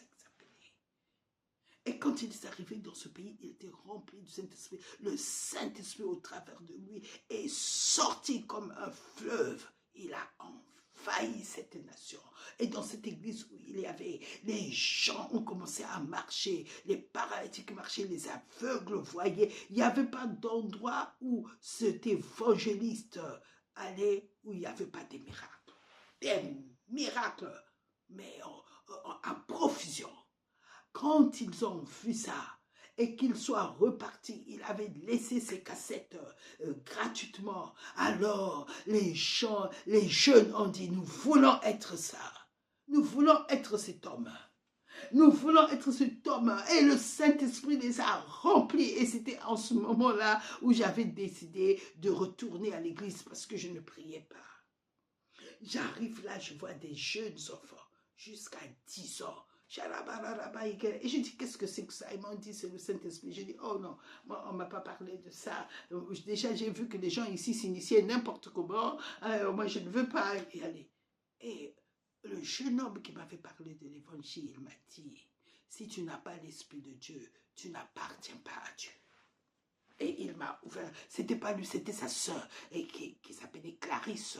Elle a ouvert la Bible, elle m'a montré que la vie nouvelle, la nouvelle création, tout homme devait arriver à cette dimension. Sinon, quel que soit ce qu'il faisait, c'est de la religion. Et je lui ai dit, donc tu veux dire que ma famille qui sert Dieu depuis des années, parce que moi je lui avais dit que j'étais croyante et qu'ils ne sont pas sauvés, il dit s'ils ne sont pas remplis du Saint-Esprit, ils ne sont pas sauvés du tout. Parce que le Saint-Esprit est le sceau de Dieu sur le nouveau croyant. Ça m'avait tellement choquée, je suis rentrée chez moi, je suis allée pleurer. Seigneur, parce que j'aimais le Seigneur, mais je n'avais pas été enseignée. Seigneur, je te veux dans ma vie. Jésus, j'ai commencé à pleurer. Et cette nuit-là, Dieu m'a visité, m'a rempli du Saint-Esprit, m'a scellé de son sceau. C'est extraordinaire. Mais quand ma vie, le Saint-Esprit remplit de moi, je ne pouvais plus me taire. Quand je priais, ma façon de prier avait changé. Moi qui écrivais mes prières sur un bout de papier, j'ai commencé à parler à Dieu. Dieu était réel. Je savais que je suis en train de lui parler. Et quand je parlais à Dieu, Père, et une femme est venue me voir et me dit, Agathe, tu es remplie du Saint-Esprit parce que je te connais. Je te connais et tu n'es plus la même. Eh oui! Pourquoi? Parce que quand le Saint-Esprit vient me donner un nouveau esprit, eh bien mon âme est transformée, est impactée, il est touché, tellement la présence de Dieu commence à le façonner. Et sans le vouloir, l'âme se soumet et mon corps commençait à manifester la présence de Dieu. J'avais changé, mon caractère avait changé. Moi qui étais colérique, qui me fâchait tout le temps, cette fois-ci, même ceux qui m'embêtaient, ils étaient étonnés de voir que je ne réagissais plus quand ils me provoquaient. Et j'étais jalouse. Attention, il ne fallait pas s'approcher de moi. Mais alors, la jalousie est partie comme si rien n'était. Ça ne me disait plus rien. Que les hommes fassent ce qu'ils font, ça ne me disait plus rien. Jésus était devenu le but pour moi, pour suivre. Je le voulais qu'il remplisse ma vie. de son esprit et de tout ce qu'il était. Chaque fois j'entendais des choses sur le Seigneur Jésus-Christ, mon esprit se réjouissait et disait, mais donne-moi de ta plénitude. Je cherchais maintenant que Jésus soit vraiment de la plénitude de ma vie. Et j'ai vu des gens que j'avais connus, des familles riches que j'avais connues quand je suis arrivée à Libreville. Je les ai vus se convertir à cause du Saint-Esprit. J'ai vu les gens qui, de la précédente se convertir à cause du Saint-Esprit. J'ai vu la puissance du Saint-Esprit, ça agissait même au travers des chauffeurs de taxi. Et quand, oh là là, la gloire de Dieu est descendue sur cette ville. Et j'ai toujours dit, Seigneur, j'espère qu'ils ont gardé ça. J'espère que, parce que je n'ai vu aucun pays être visité à la dimension où le Saint-Esprit était descendu dans ce pays. Bien-aimés, ne nous amusons pas. Quand tu seras rempli et que tu choisiras, je choisis de marcher dans l'Esprit, tu deviendras une autre personne. Le Saint-Esprit va te communiquer une autre nature. Il te rendra participant du royaume. Ce ne serait plus des paroles dites, mais ce serait le vécu de la parole en toi.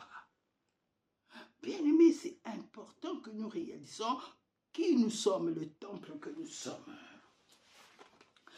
Nous sommes le temple de Dieu et nous sommes le sacerdoce de Dieu. Et dans le sacerdoce de la nouvelle alliance, c'est pas la même manière que le sacerdoce de l'ancienne alliance.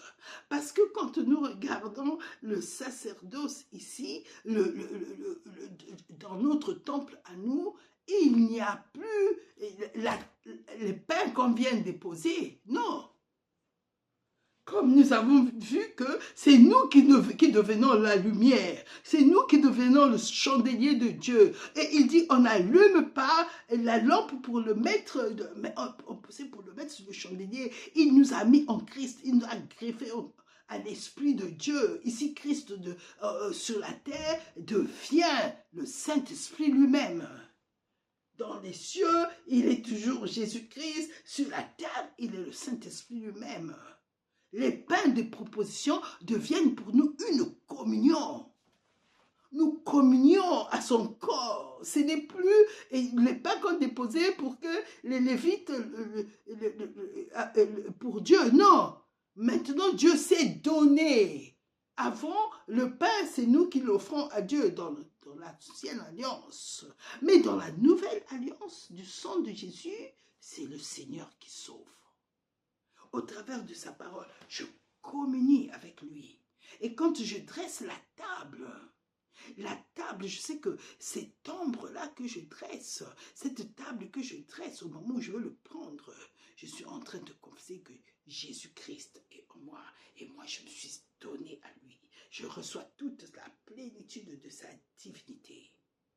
Parce qu'au travers le pain qu'on donnait, c'est Dieu, il nous acceptait. Nous étions son peuple. C'était le pain qu'on donnait à Dieu. Mais maintenant, c'est Dieu qui s'est donné à nous. Afin que nous recevons, que nous soyons rendus participants à la nature de Dieu. Dieu se donne à nous. Quand je mange le corps de Christ, le Seigneur m'a rendu participant de son corps. Il a célébré l'alliance. Il s'est donné en sacrifice. Alors moi aussi, comme il dit dans Hébreux 12, dans Romains 12, comme un sacrifice vivant, tu t'offres à Dieu. Ce n'est plus les pains qu'on voyait des propositions, c'est toi qui deviens le Père. Tu dis, Seigneur, Père. Et le Saint-Esprit, quand il descend sur nous, c'est comme s'il acceptait. C'est le feu de Dieu qui descend pour dire, oui, j'accepte ton sacrifice que tu me donnes, l'offrande de ta vie que tu me fais. C'est ça. Mais cela est renouvelé tout le temps. Quand je rentre dans mon esprit, je sais que le Seigneur a agréé.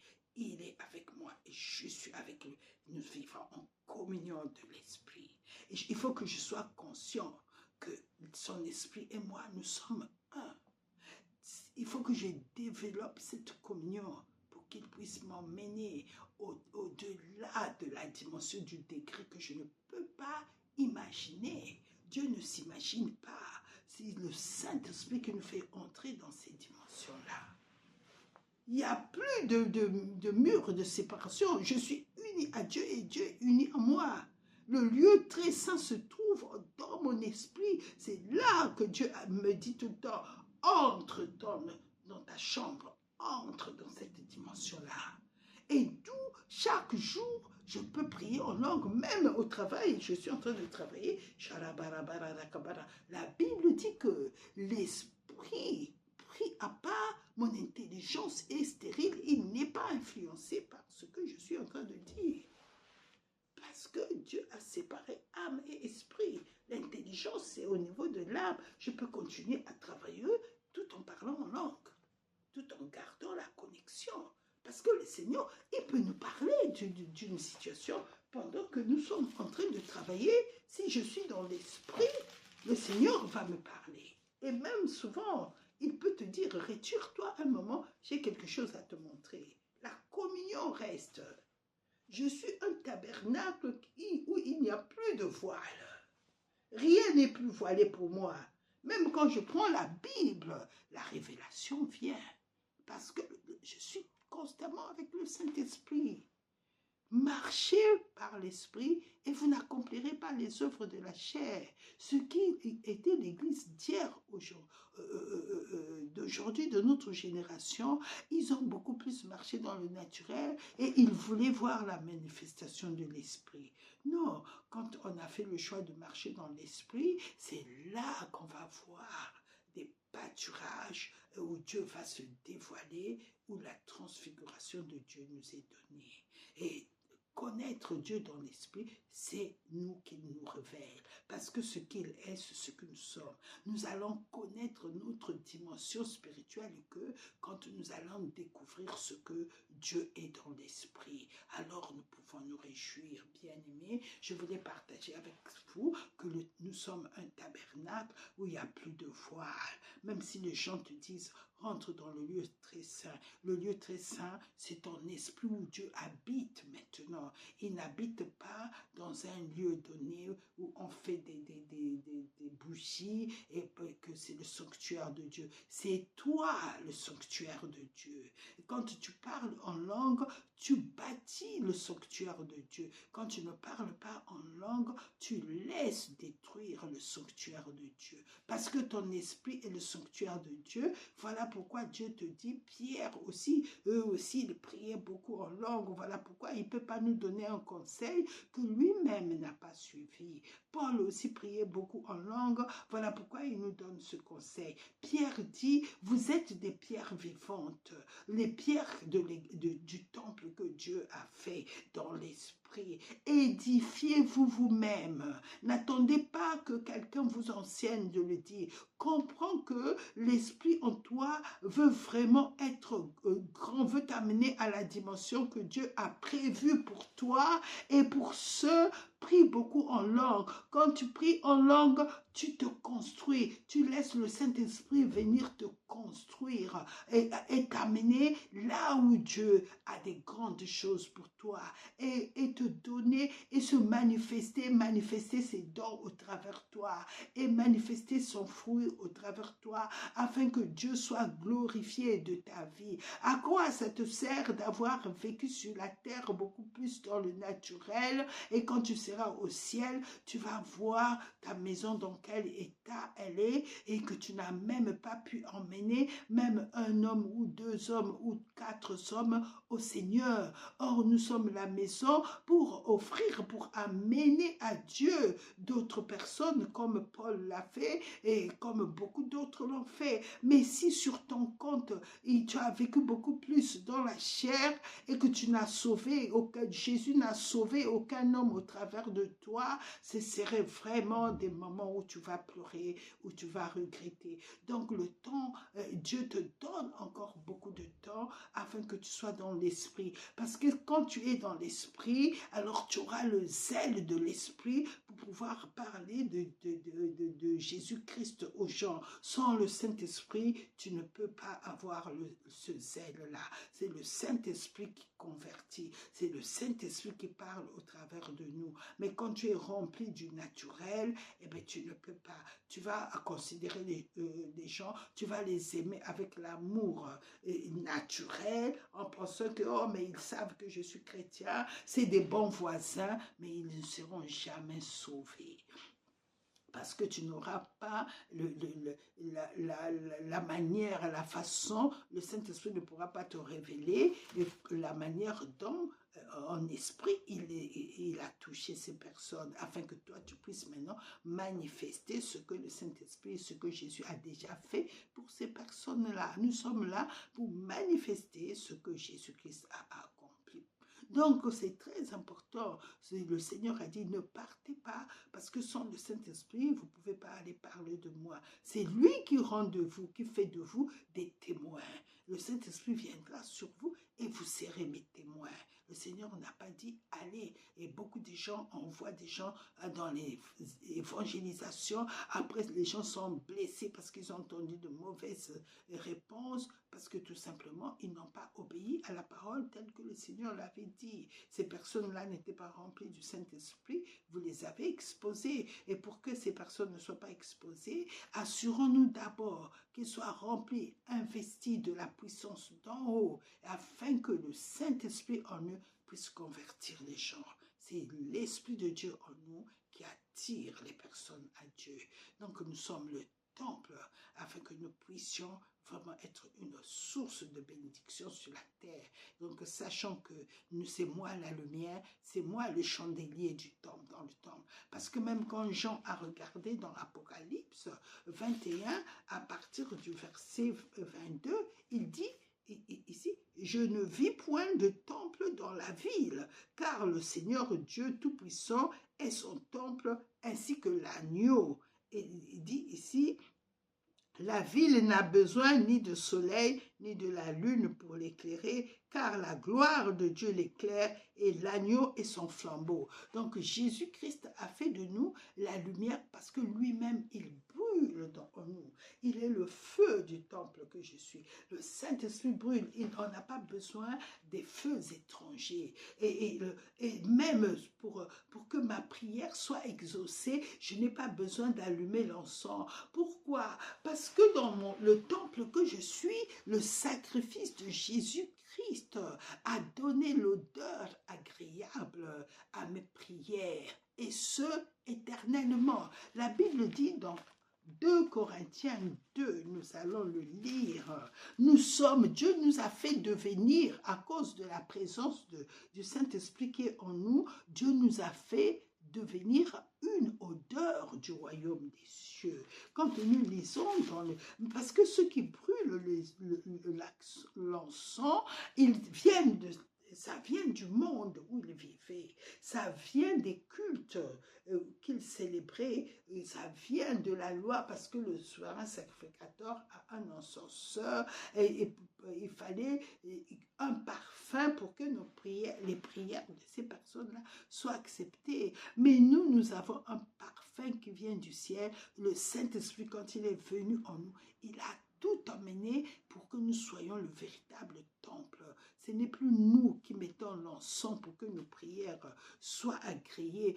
Le sacrifice de Jésus-Christ a élevé une agréable odeur et Dieu nous a acceptés, nous a agréés. Et il dit ici, à partir du verset 14, 2 Corinthiens 2, verset 14, « Grâce soit rendue à Dieu qui nous fait toujours triompher en Christ et qui répand par nous en tout lieu l'odeur de sa connaissance. » Nous avons l'odeur de Christ. Cette odeur-là est bonne pour ceux qui sont sauvés, mais qui est une odeur d'ici. Nous sommes en effet pour Dieu le parfum de Christ parmi ceux qui sont sauvés et parmi ceux qui périssent. Quelles que soient les personnes, nous sommes déjà une odeur de Christ. Et il dit, aux uns une odeur de mort, donnant la mort, aux autres une odeur de vie, donnons la vie. Quand quelqu'un n'accepte pas Jésus-Christ que nous lui partageons, eh bien, il est mort. Mais quand quelqu'un donne sa vie à Jésus, il reçoit la vie de Dieu et un parfum de vie. Donc, nous libérons le parfum de vie. Et quand quelqu'un ne veut pas, moi, je ne l'oblige pas. Le Seigneur n'a jamais obligé. Je m'en vais. Mais pour cette personne-là, il y a un témoignage pour Dieu que je t'avais envoyé ma lumière. Je t'avais envoyé quelqu'un qui devait t'éclairer. Et donc, le témoignage demeure. Parce que je suis allée vers la personne. Le Saint-Esprit a vu, le Saint-Esprit qui est en moi, c'était lui qui parlait à cette personne. Il voulait lui donner la vie. Donc, bien-aimés, nous ne sommes plus sous la loi, nous sommes sous l'alliance du sang de Jésus-Christ qui nous a introduits dans la nouvelle création. C'est toi et moi le temple où Dieu demeure. Et quand nous sommes dans un lieu, dans une assemblée, alors la gloire de Dieu descend parce que la présence de Dieu est multipliée intensement. Elle est là intensement. Alors nous verrons les aveugles voir, nous verrons les paralytiques se lever parce que la gloire de Dieu qui est dans chaque temple va se manifester et Dieu dans sa présence physique aussi va manifester dans notre physique. Et donc c'est très important, Dieu nous a sauvés afin que nous manifestons la gloire de Dieu sur la terre et les gens pourront venir et ils verront la gloire de Dieu se manifester par la présence intense du Saint-Esprit. Voilà ce que je voulais partager avec nous. Le véritable tabernacle, c'est toi et moi. Et édifions-nous. Parlons, passons du temps à parler en langue. Laissons le Saint-Esprit nous bâtir, nous amener dans les dimensions que Dieu a préparées d'avance pour nous. Même Jude, le frère du Seigneur Jésus-Christ, le dit, pour vous bien-aimés, édifiez-vous vous-même. Jamais, là où il y a l'édification, Dieu va dire, je viens de te saisir, je commence à te faire parler en langue. Non, il va te solliciter. Et au début, Dieu va te solliciter constamment parce qu'il a des grands projets pour toi en esprit. S'il voit que tu ne réponds pas et que tu as choisi comme Adam de manger l'arbre qui ne donne pas la vie, c'est-à-dire tu as choisi de vivre dans la chair, et bien le Seigneur t'abandonne. L'esprit ne va plus te parler, il ne va plus te dire prie en langue. Tu seras quelqu'un qui va commenter des choses dans la chair. Dès que tu as un problème, tu commences à en parler. Alors que si tu avais l'Esprit de Dieu allait te dire, proclame la parole de foi, proclame la parole de Dieu. Dieu dit ça de toi. Il va te relever. Dieu dit ça de toi. L'ennemi est vaincu. Déjà, il n'y aura rien. C'est toi la victoire de Christ t'habille. Donc, marchons par l'esprit et vivons dans l'esprit. C'est un choix. Et le Seigneur dit que ceux qui vivent dans l'esprit, ils ont crucifié la chair et que l'esprit, il marche maintenant selon l'esprit. Donc, bien aimé, et c'est le verset que je vais vous donner. Et à la fin de ce partage, c'est dans Galates, au verset, chapitre 5, il dit, ceux qui sont à Jésus-Christ ont crucifié la chair avec ses passions et ses désirs. Si nous vivons par l'Esprit, marchons aussi selon l'Esprit. Voilà, au nom de Jésus-Christ. Amen. Et je peux dire, je suis à Jésus-Christ, j'ai crucifié la chair avec ses passions et ses désirs. Je vis par l'Esprit, je marche aussi selon l'Esprit. Au nom de Jésus-Christ. Amen. Vous êtes bénis. Au nom de Jésus-Christ. Amen.